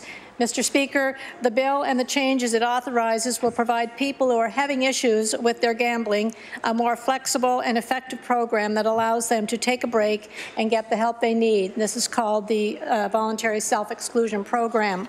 Mr. Speaker, currently in Nova Scotia, there is only one option, and that is if you enroll in the program, it is a mandatory lifetime ban.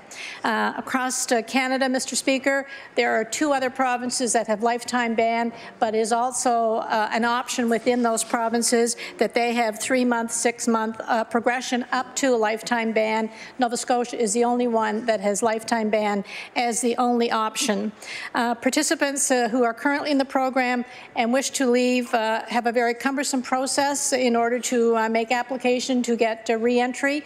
That involves going to Service Nova Scotia, to the UARB, possibly a psychological assessment, a financial assessment, and Mr. Speaker, those are not best practices. During second reading, Mr. Speaker, the member from Argyle-Barrington raised the question about the forfeited winnings and where they will go, and all forfeited winnings, wagers, and prizes will be donated to organizations that help people address issues or problems with gambling. So, Mr. Speaker, with those few comments, I take my place. The Honourable House Leader for the Official Opposition. Thank you very much, Mr. Speaker, and I won't be speaking very long on this one. you know, quite honestly, it's, you know, I enjoy our system where we've got all these numbers of readings and ways to look at bills and to try to understand them. And I can say from our cursory look at this bill when it originally was presented to us, when it was first introduced in this House of Assembly, I can say that we looked at this favorably. That there had to be a good reason that we were doing this, that there had to be issues around how people were self-excluding themselves at the casinos, and understanding that maybe having lifetime bans was something that, of course, would preclude someone from actually doing it because they felt it might be too long. So we wouldn't be able to identify those individuals who do have problems gambling. But of course, when we went through our law amendments process, I don't know, Mr. Speaker. I think many of our bells and whistles started to ring when the Nova Scotia Gaming Corporation decided to pay for a number of individuals that come from the Gaming Foundation or the Gaming Control Foundation out of Ontario. And you know, and BC, and quite honestly, you know, when we saw that kind of play, it does make you reassess what bills are before you. And as much as, you know, I don't think the words have necessarily changed within the document that was presented, but what are we missing? That the Nova Scotia Gaming Corporation felt that they had to spend that money to bring those individuals here. What are we missing that these individuals, you know, who had a part in identifying the gap and of course, providing recommendations going forward. Does that organization have the opportunity to benefit from future contracts with this government by speaking in favor of this bill? So Mr. Speaker, you know, through time, through our three readings and our law amendments process, I can say that we've landed in a different place than we were at the beginning, and I can tell you we'll be voting against this bill. The Honourable House Leader for the New Democratic Party. Thank you, Mr. Speaker. I know I spoke at second reading on this bill, Bill 49. And I think, you know, as long as I think repeat what I have to say there, maybe the government will recognize that they need to continue to look at how does the government regulate gaming in the province. And my biggest criticism around this bill, Mr. Speaker, was that it was a missed opportunity for the government to really kind of dive into the gaming strategy that was released and updated in 2011, and then prior to that in 2006. So we're 7 years from the release of that updated gaming strategy, and we don't know at this point if the government is going to truly look at updating the gaming strategy for the province of Nova Scotia, give that strategy the stamp of the Liberal government, saying this is our road forward over the next few years. I know the Minister of Finance has indicated that they're continuing to be committed to the gaming strategy of 2011, and I appreciate that to a certain extent, because we know that since then, since the 2011 gaming strategy, since that was introduced, there has been a number of changes to how the government oversees and regulates gaming in the province. One of the most notable ones is, of course, the responsible gaming tool at the time, ByPlay, was implemented on the VLTs in the province. And at that time, the evidence that was in front of us, the material that was indicated to us is that, you know, as a government, we needed to look at, okay, how do we attempt to try to mitigate the harmful effects of gaming and VLT gaming have on some Nova Scotians. We know the stats that majority of Nova Scotians who entertain themselves within gaming in the province do it in a responsible way, can do it in a way that, you know, doesn't jeopardize their career, their livelihoods, their relationships, or their lives, Mr. Speaker.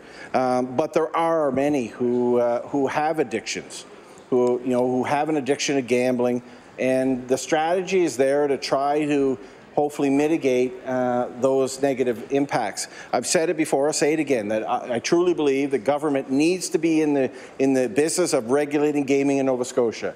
We know far too often about the dark side of jurisdictions that don't regulate gaming and how it's the wild, wild west of what you get for consumers in those jurisdictions. But with this, Mr. Speaker, it was a prime opportunity for the government to say, okay, let's have a serious look at gaming and what should we do as a government to move forward on this. And I know the government, I would hope that they recognize that they play an important role in this, and that maybe this, another time to just give advice that I think it's time the government revisits and modernizes the gaming strategy, and hopefully within the next year or two, we'll hear what direction they're going to go. Because we know the way we game is changing every day. The introduction of technology and the internet has really propelled the exposure of gaming. It's not just going to the VLTs at the local bar or the Legion or wherever, the casino, Mr. Speaker. It's online gaming. And a serious amount of money is involved in that, and it's at a younger age. I have young kids who, we try to monitor and make sure that they aren't involved in that, but we can't kid ourselves. We know what happens, and there are kids in the province that get consumed with gaming and online gaming.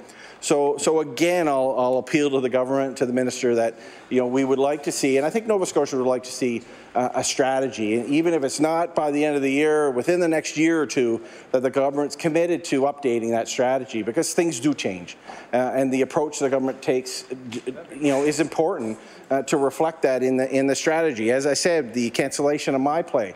I knew at the time when we updated that strategy in 2011 that revenues for VLTs would go down. We knew that was most likely going to happen, and it did. But since the cancellation of that, we've seen those revenues continue to increase every year in VLTs, Mr. Speaker. And I know one of the areas of that strategy that I believe is continuing on is the fact that we would retire any VLT machines. That if an establishment closes, for example, in the past practice was those machines would be opened up for current users or owners, retailers, but during the 2011 strategy release of that, we said no, if a business closes, those machines will be retired, and that continues to be the case from my knowledge. It's a small way of us as a government recognizing will we see less and less VLTs in the province. So again, I hope, my colleague mentioned some of the things that happened through law amendments and the Gaming Corporation, and they're paying for lobbyists to come in to law amendments. Mr. Speaker, I think the biggest impact that this government could have would be to revise that strategy and really tell Nova Scotians this is a roadmap for the next 5 years. When it comes to gaming and addiction here in the province. Thank you, Mr. Speaker. Bill number 51. Oh, I recognize the Minister of Finance. Thank you, Mr. Speaker. What's that? And thank you to the members for their comments. As has been stated, the content of the bill has not changed, and when law amendments was held, there were no presenters there who spoke against the bill. So as it was presented, it will now continue to stand. But I would like to say to the member from Sackville-Cobequid, I've heard the member many times speak about the issue of gaming and the gaming strategy. I respect your comments. I respect your thoughts and your opinions. It was a strategy that was developed in 2005 and updated in 2011, and certainly timing is right for a review of that strategy. And so to the member opposite, we would welcome your input when there is a review of that strategy. And with those few words, Mr. Speaker, I would say close debate on Bill 49, the Gaming Control Act. The motion is for third reading of Bill number 51, the Halifax Convention Centre Act. 49, I'm sorry, the Gaming Control Act. I didn't vote for it. Would all those in favour of the motion please say aye? Aye. And contrary-minded, nay? The motion is carried. Bill number 49, entitled An Act to Amend Chapter 4 of the Acts of 1994-95, the Gaming Control Act. Order that the bill do pass and the title be as read by the clerk. Order that the bill be engrossed. I recognize the Honourable House Leader. Thank you, Mr. Speaker. Would you please call Bill number 51, the Halifax Convention Centre Act? Bill number 51, the Halifax Convention Centre Act. Mr. Speaker, I move that Bill 51 be now read a third time and do pass. The amendments in this bill will give more organizational clarity to Events East. More clarity for the businesses of Events East and what they carry out, which of course manages and operates our Halifax Convention Centre. As the members of the House know, the province and the HRM are 50-50 shareholders of our Convention Centre, and the amendments ensure that oversight in the Act is in line with other public entities and Crown corporations. The Act includes 4 key elements of accountability: an annual accountability and performance report, including audited financial statements, an independent third-party assessment of the 5-year strategic plan that compares Events East performance to the plan itself, a new annual outcome agreements with the province and with the municipality, and the offices of the Auditor General of the province and the municipality both have auditing authority. With the passage of this bill, we look forward to the Convention Centre continuing to showcase our province to visitors and drive economic growth, and we look forward to all the successes ahead, led by Carrie Cousins and her team at Events East. Thanks. I recognize the Honourable Member for Sackville-Beaverbank. Thank you very much, Mr. Speaker. And I do want to thank the Minister not only for his clarifications in regards to some of the concerns our caucus had when this was before us at Committee of the Whole House, but also in his opening statements here again today. We were concerned in regards to annual reporting and budgets and what the public would see. We do recognize it and thank the government for addressing that and clarifying it for us, and thank you very much. Thank you, Mr. Speaker. If I'm to recognize the Minister, it's to close debate. Thank you, Mr. Speaker, and I do thank the member opposite for his comments. And with that, I'd like to close third reading. Move to close third reading on Bill number 51, the Halifax Convention Centre Act. The motion is for third reading of Bill number 51, the Halifax Convention Centre Act. Would all those in favour please say aye? Aye. Contrary-minded, nay. The motion is carried. Bill number 51, entitled An Act to Amend Chapter 8 of the Acts of 2014, the Halifax Convention Centre Act.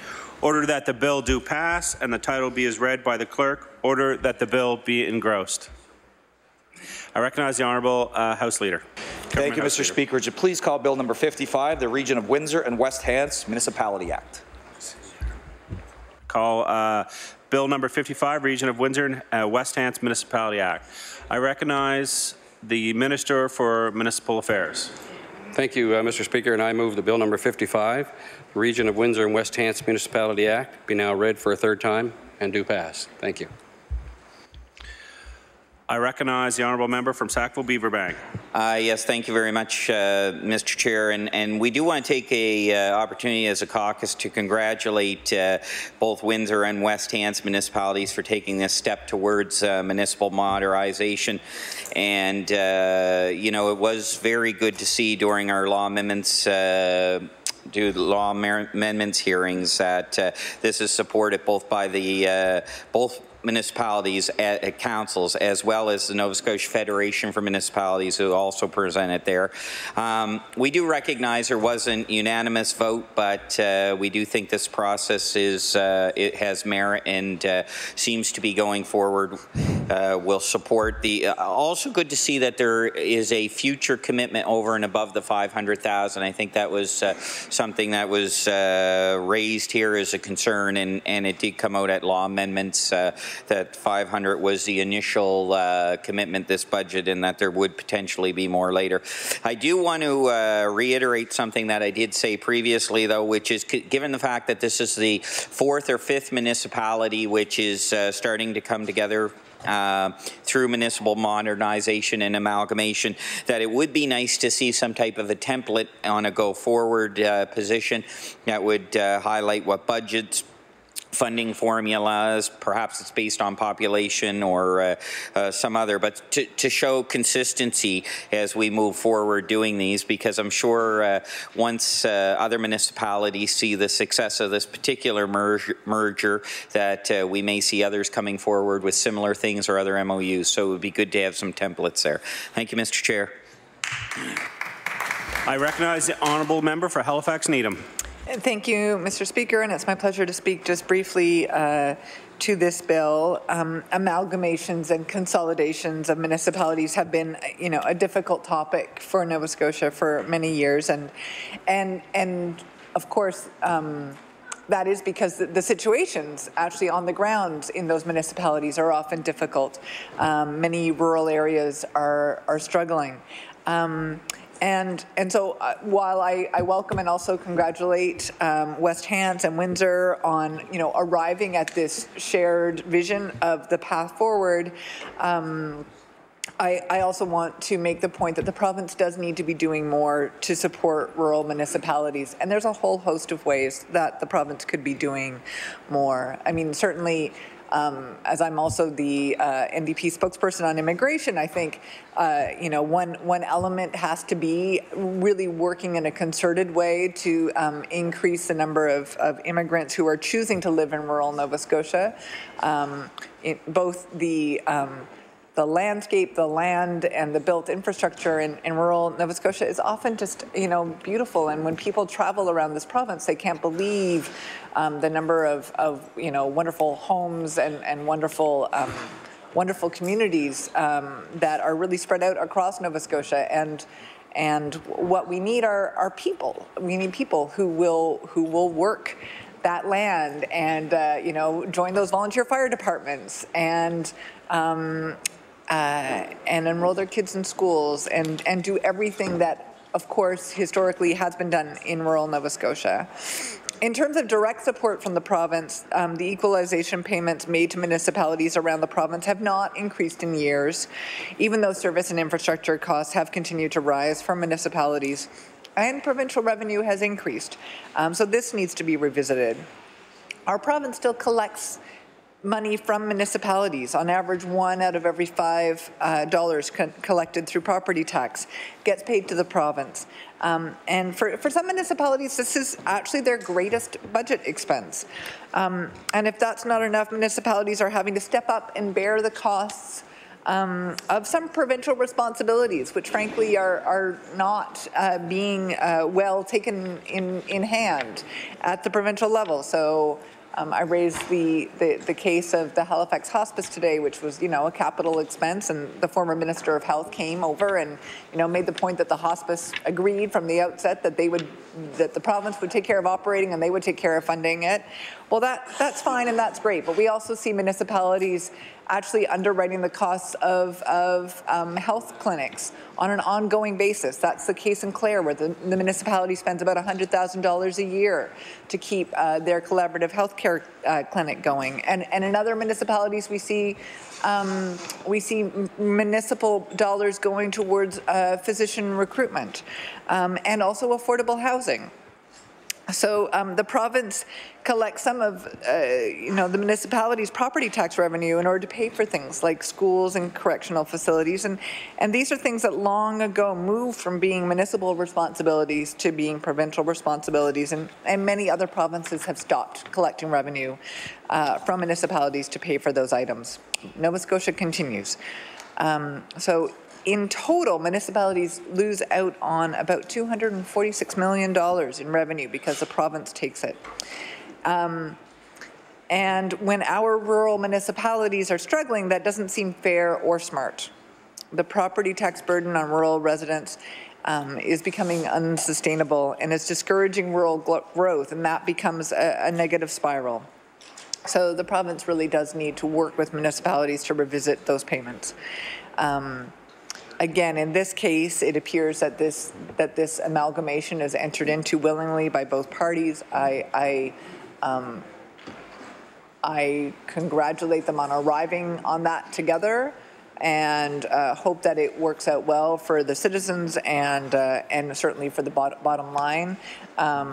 but encourage the province to also not shy away from the bigger, broader, systemic approach towards making sure that rural Nova Scotia can thrive with its many municipalities. Thank you, Mr. Speaker. If I'm to recognize the Minister of Municipal Affairs, it will be to close debate on Bill number 55. Thank you, Mr. Speaker, and I want to thank comments from my honourable colleagues across the floor.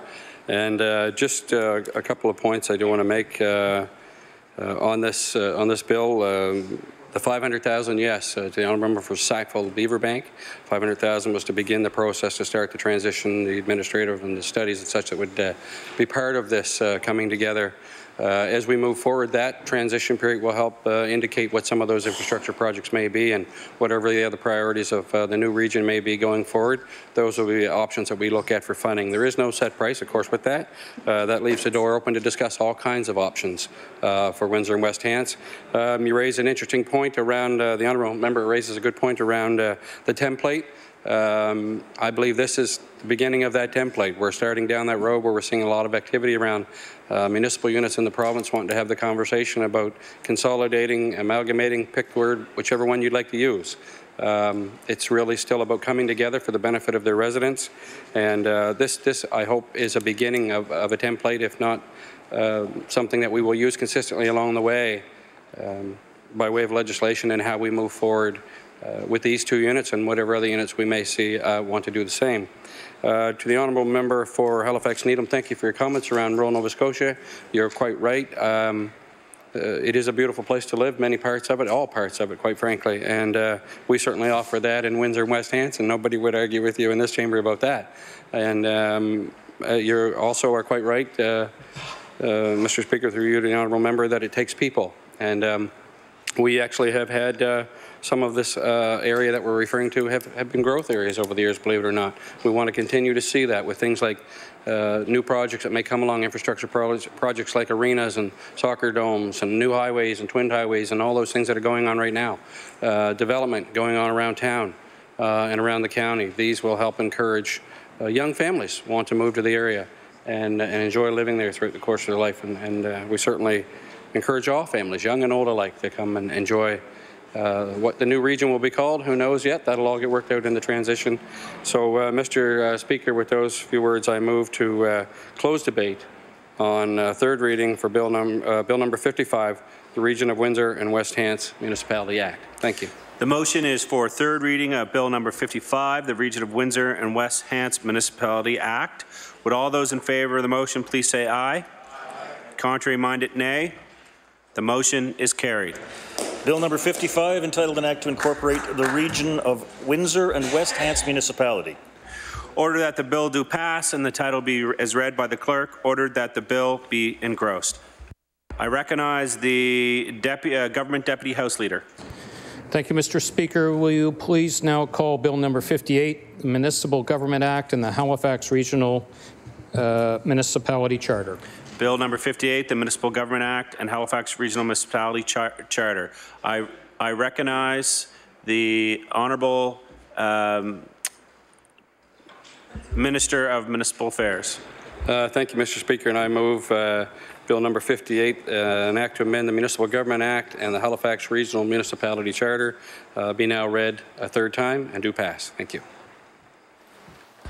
I recognize the honourable member from Sackville Beaver Bank. Yeah, thank you, Mr. Chair, and I'd be remiss if I didn't bring up some of the points that I brought up in regards to this when it was before us at Committee of the Whole House as well.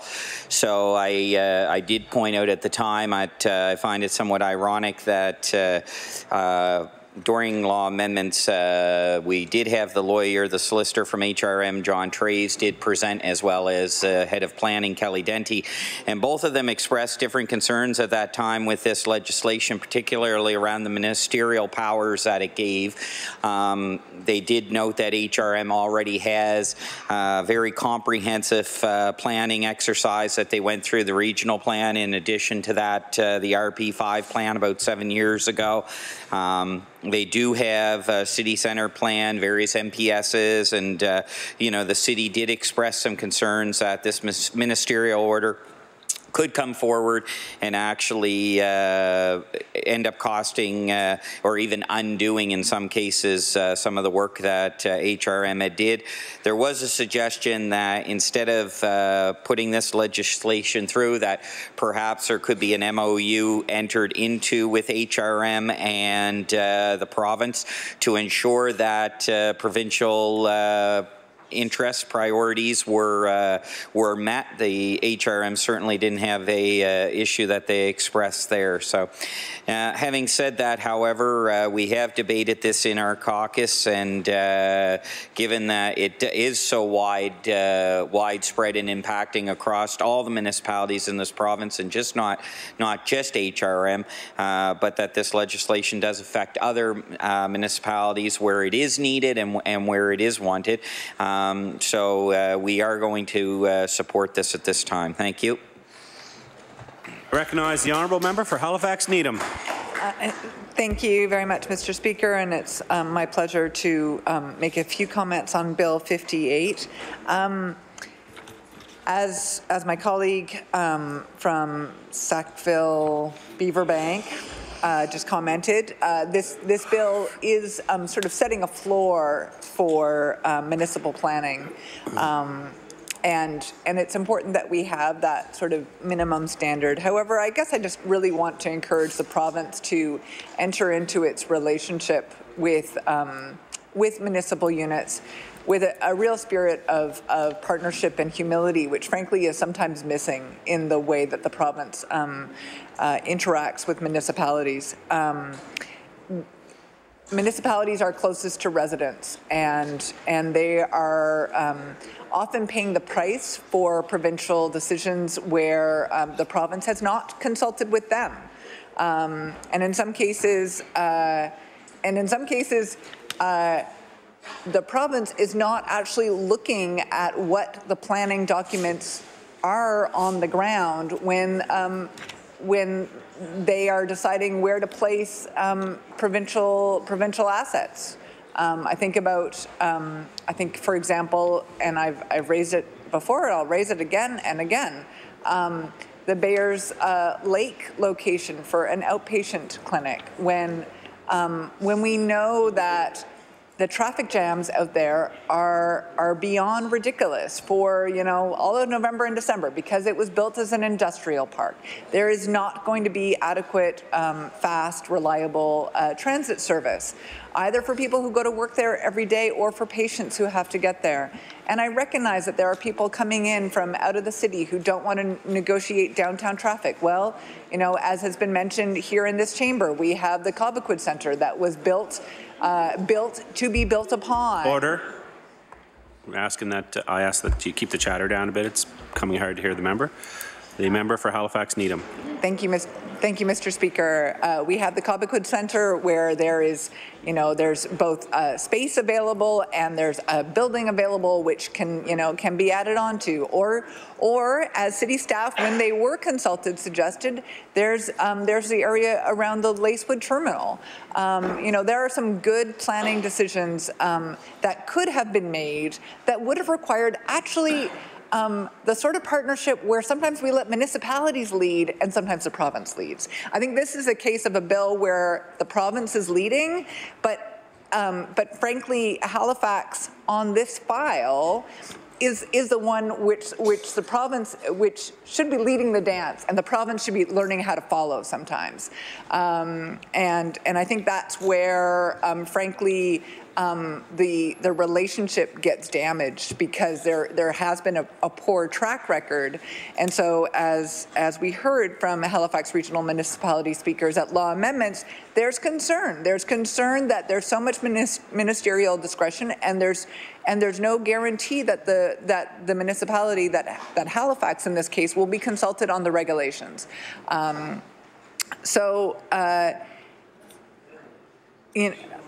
I guess my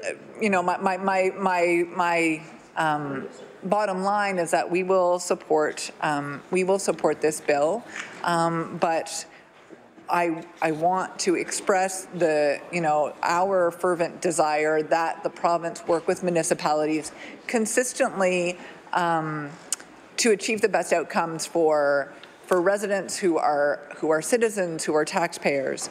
You know, and increasingly, you know, it was interesting to hear the minister responsible for municipal affairs talk about growth that's possibly happening in West Hants because of highway construction and highway twinning. Well, you know, we have a lot of highway infrastructure in this province. That doesn't always lead to more vibrant communities. If you have communities where all of your business is done, be it at you know, the IKEA outside of Halifax on your way back to town, or you know, at some other highway exit, that doesn't result in great walkable, sustainable communities with the sort of real economic and social vibrancy that we, I think, are increasingly looking for in the places where we live.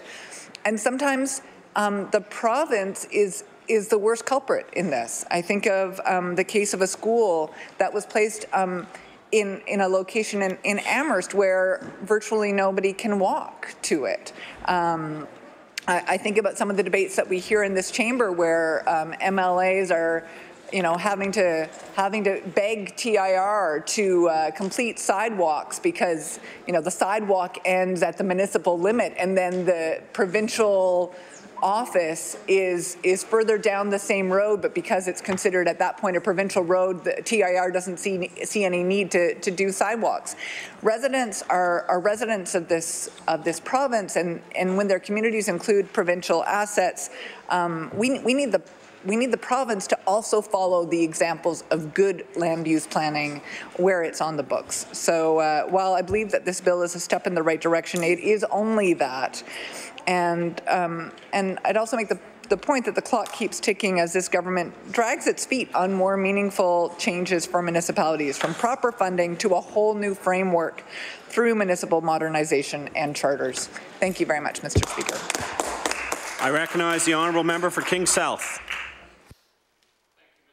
And it's a pleasure to stand today to make a few comments on Bill 58 here.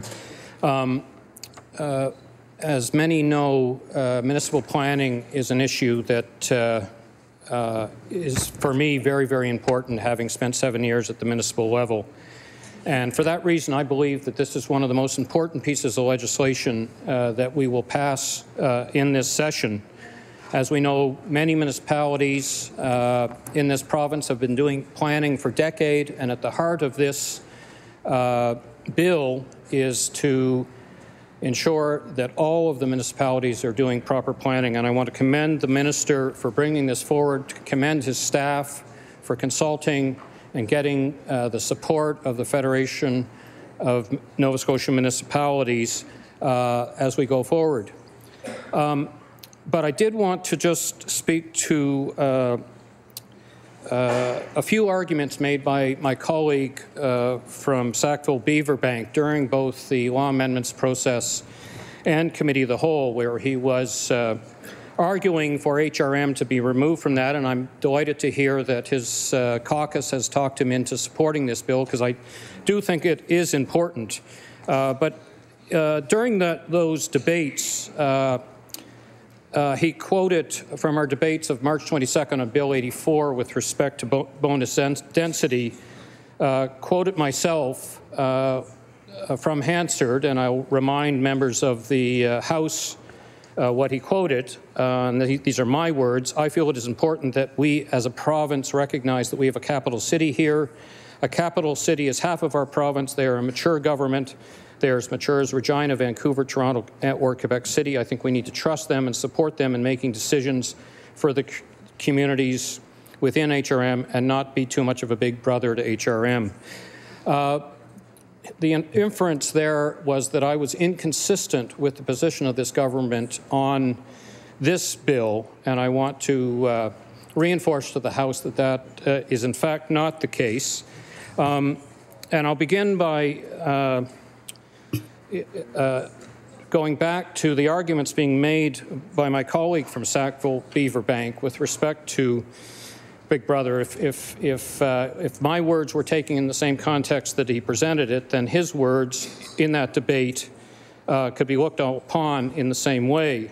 And the honourable member from Sackville Beaver Bank in that debate quoted or said, I was on council. It was one of the things that we always said is a very big frustration, was we always had to come to the province or Big Brother and ask for permission for those things. I think, and then he sort of reconsidered his position. I think the process is in place for a reason, and they are coming forward, that being HRM, and asking for this, but it's not something that we're currently going to support. So in actual fact, the member was taking the position that we as a province really should be being a gatekeeper with respect to that bill in terms of HRM, and was standing against the province supporting giving that tool to HRM, and I'll table that.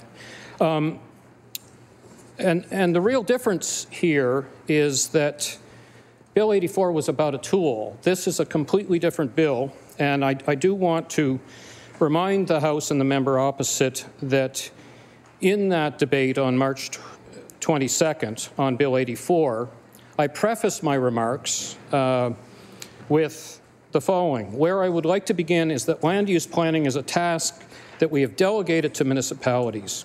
We, in a very limited way, retain some control around agricultural land preservation, housing, infrastructure, efficiency, and water through our statements of provincial interest. The rest we have delegated to municipalities.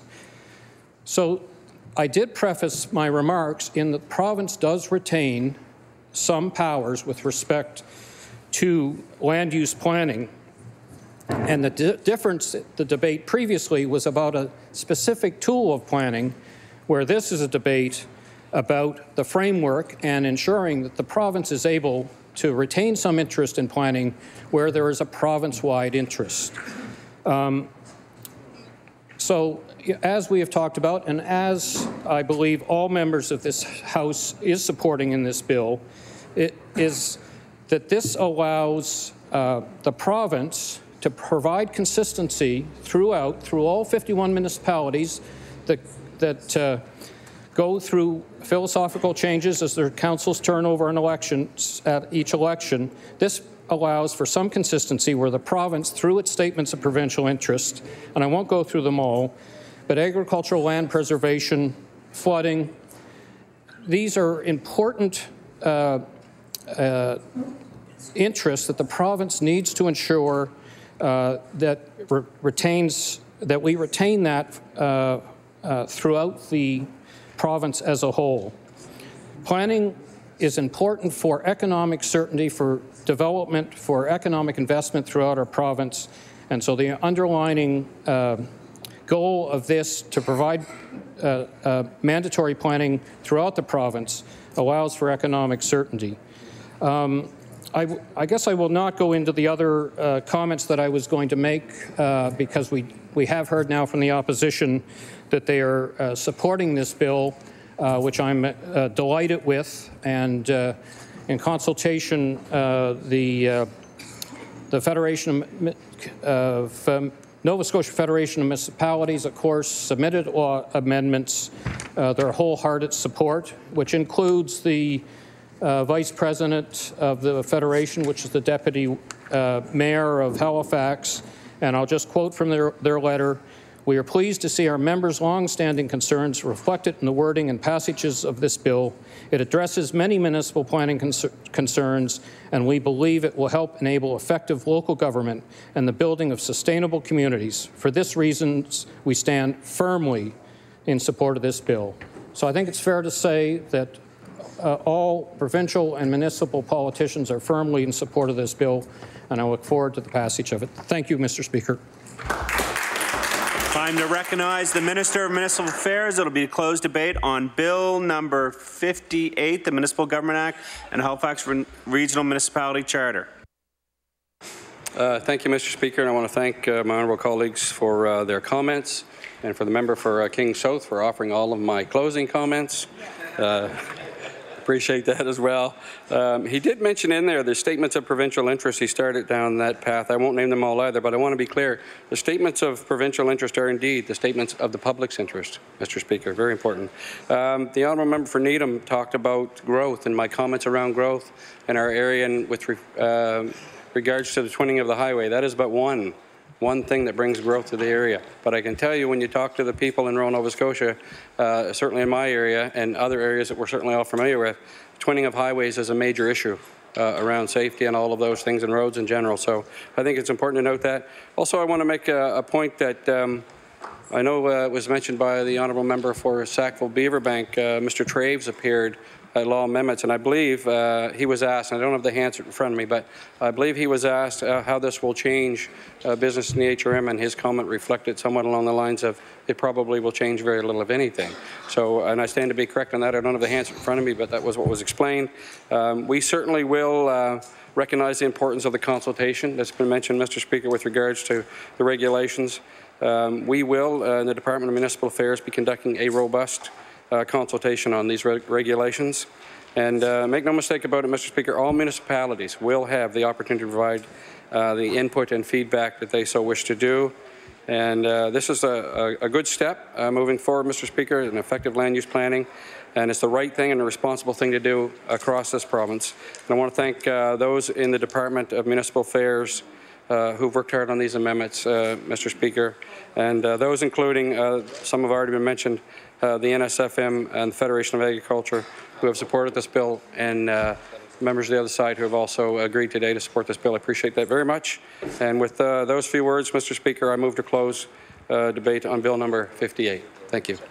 The motion is for third reading of Bill number 58, the Municipal Government Act and Halifax Regional Municipality Charter. All those in favour of the motion, please say aye. Aye. Contrary minded? The motion is carried. Bill number 58, entitled An Act to Amend Chapter 18 of the Acts of 1998, the Municipal Government Act, and Chapter 39 of the Acts of 2008, the Halifax Regional Municipality Charter. Order that the bill do pass and the title be read as by the clerk. Order that the bill be engrossed. I recognize the Honourable Government House Leader. Thank you, Mr. Speaker. Would you please call Bill number 63, Nova Scotia Provincial Exhibition Commission Act? Bill number 63, the Nova Scotia Provincial Exhibition Commission Act. I recognize the Minister of, where are we at here? Agriculture, sorry. Thank you, Mr. Speaker. I hereby move third reading of Bill number 63, the Nova Scotia Provincial Exhibition Commission Act. I recognize the Honourable Member from Cumberland South. Speaker, as I spoke here a couple of weeks ago during this session, this bill doesn't give us full detail of what the whole plan is for this facility in the Truro area. Although we know that the whole history of is this facility was in debt in hundreds of thousands of dollars. And over the last few years, we've seen several changes to the current act where the minister has spoken out that this is going to be a positive note, encouraging for the area.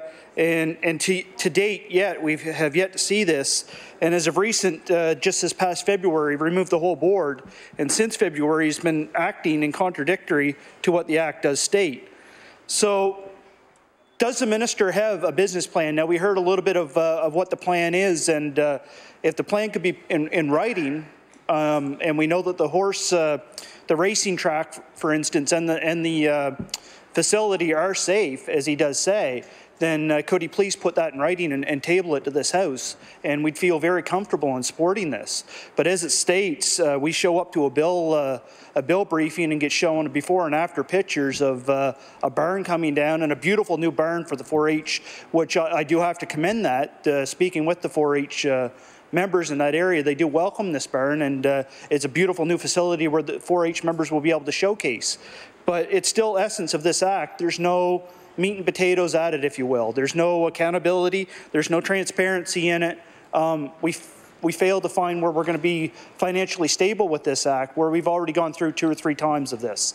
So I guess that would be my question to the minister on his closing. If he could please update us with that, put it in writing and table it in this House, so we feel a lot more comfortable with this 3rd or 4th attempt of approving this Nova Scotia Exhibition Act. Thank you very much. I recognize the honourable member for Truro, Bible Hill, Millbrook, Salmon River. Thank you very much. Yes, I'm happy to rise to my feet to say a few words on this bill, the Nova Scotia Provincial Exhibition Commission Act. I am a little concerned about the fact that it's being repealed with nothing at all in its place to say that the Nova Scotia, the Truro Raceway is actually protected. I've mentioned this before a few times, but I would like it to be on the record that the minister has assured me that the raceway will be continuing, that he does intend to keep giving them the needed money to keep going. For many years, it's been about $1 million a year for 3 racetracks in Nova Scotia, and the Truro racetrack gets the bulk of it, being the one that races the most. And all 3 of them are reliant on each other for the industry to be successful in the Maritimes, really. The PEI is very successful and very supportive of their racing. And Nova Scotia, we've had some ups and we've had some downs, and I feel that we are on an up at this point in time. I'm pleased to see some of the renovations at the Nova Scotia Provincial Exhibition grounds, and I'm told that there are going to be more. There is also now a lease in place with the Horse People's Association, with the horsemen and women, and this is a good thing. Apparently they did very well this year. They made about $100,000, and there has been less slack and less money not accounted for. There have been a number of times where certain monies have, I have to say, been unaccounted for, disappeared, things like this, and that has to stop. It's not right that the province of Nova Scotia would be supporting something where there's no accountability. And so with accountability, I feel that we can be successful. And if the minister is true to his word and this government is true to their word and they don't backtrack like they did with the film and television industry, then I will feel very good going forward. So with that, I don't have much more to say other than I truly hope that the minister does mean what he says, and that we will continue to see the Truro Raceway and the exhibition grow in sustainability and also profitability and joy for our community and all of Nova Scotia. Thank you. If I'm to recognize the Minister of Agriculture, it will be to close debate on Bill number 63, the Nova Scotia Provincial Exhibition Commission Act. The Honourable Member for Preston Dartmouth.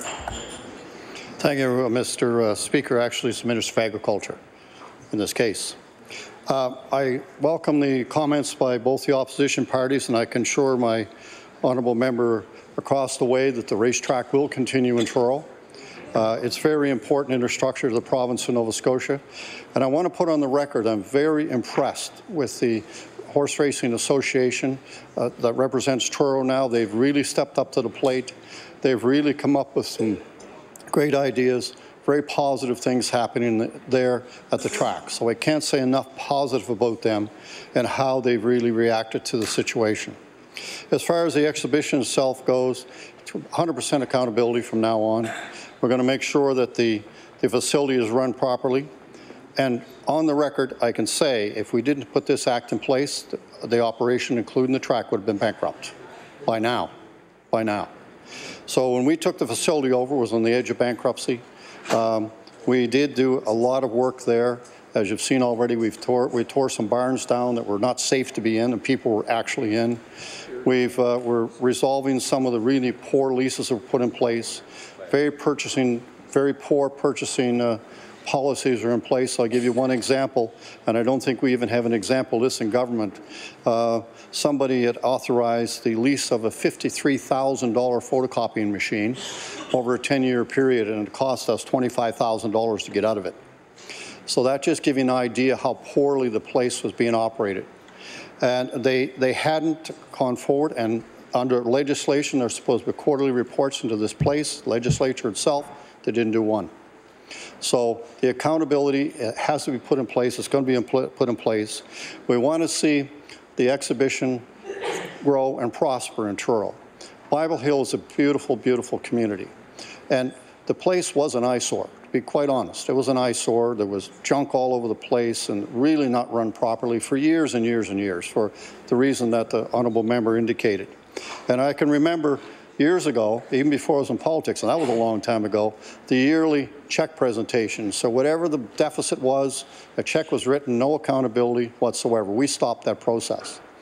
And I'm pleased to say that my colleagues and the opposition, when they get to know the full story, will understand why we did what we did, and we will continue to grow the facility and make sure it's a showcase for agriculture in Nova Scotia and a place that it's nice to go to and nice to visit and a place that the community can be very proud of.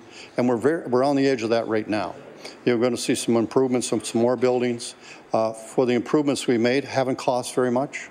It's just some dedication. Even the new manager of the facility planted flowers out of her own garden and around the place, just to give you an idea how much better the place looks.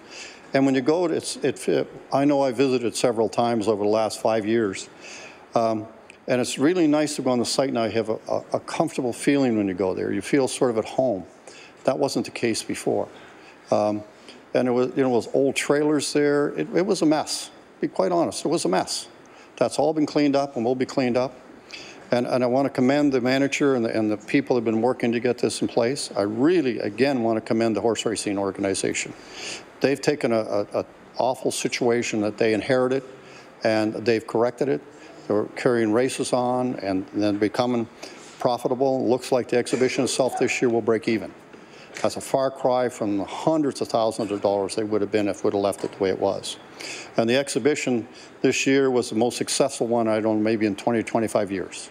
Had the most profit, the most people attended, and everything from that standpoint is very positive. We have to continue that positive trend and make sure it's a destination people want to go to. Because Truro's center in the province. And if we don't look after Truro and Cumberland County in that area where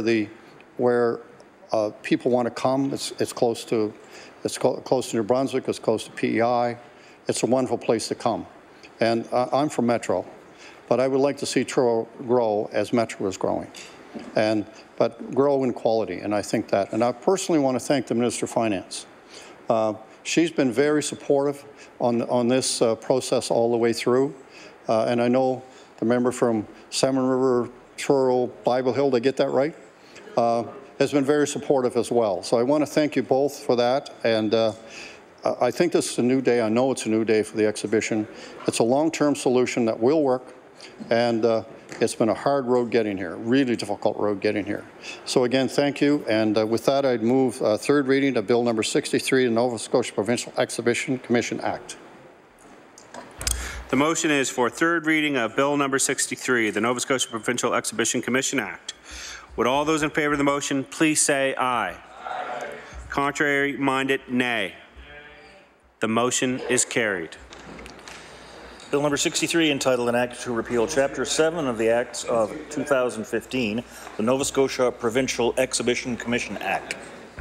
Order that the bill do pass and the title be read as read by the clerk. Order that the bill be engrossed. I recognize the Honourable Government House Leader. Thank you, Mr. Speaker. Would you please call Bill number 67, the Securities Act? Bill number 67, the Securities Act. I recognize the Minister responsible for the Securities Act. Thank you, Mr. Speaker. Mr. Speaker, I move that Bill number 67, amendments to the Securities Act, be now read a third time and do pass. Mr. Speaker, I do want to thank colleagues from both sides of the House, both sides opposition, who did speak to this. In particular, I do want to acknowledge an amendment that came forward from the NDP caucus, and it was to provide clarification. We on this side of the House supported that amendment. Clarity is important. That clarification was to make sure that self-regulatory organizations would be recognized by the Commission. So that amendment was made and accepted, and I believe it does strengthen it. These amendments are important to protect investors in Nova Scotia, and the enforcement of securities regulations will be enhanced. And the intent here, Mr. Speaker, is to provide security and confidence in Nova Scotia investors and consumers, to bring us in harmony with other provinces across Canada. And Mr. Speaker, I look forward to this bill moving through the House in third reading.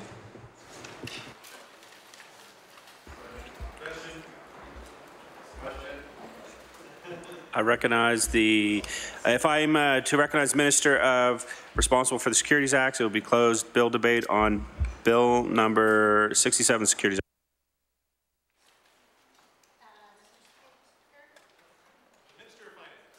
The Minister of Finance. Mr. Speaker, I move that Bill number 67 close debate and the bill does pass. The motion is for third reading of Bill number 67, the Securities Act.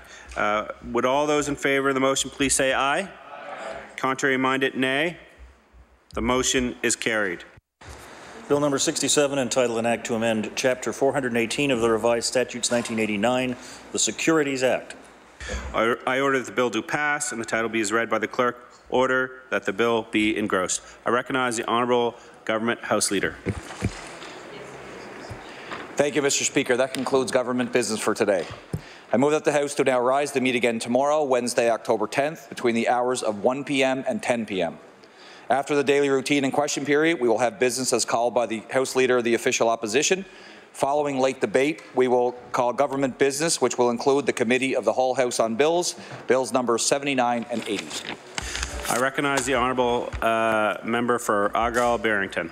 Thank you very much, Mr. Speaker. Opposition business for tomorrow will include resolution number 508, which is on the health care crisis, and bill number 33, which is the Personal Health Information Act, where the notifications of patients breach. So again, Reso 508 and bill number 33. So I move that we now do rise to meet again tomorrow between the hours of 1:30 and 10 p.m. Sorry, 1 p.m. and 10:30. The motion is that the House rise and meet tomorrow between the hours of 1 and 10 p.m. All those in favour?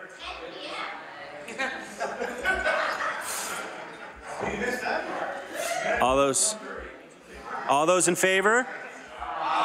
All those opposed? The motion is carried.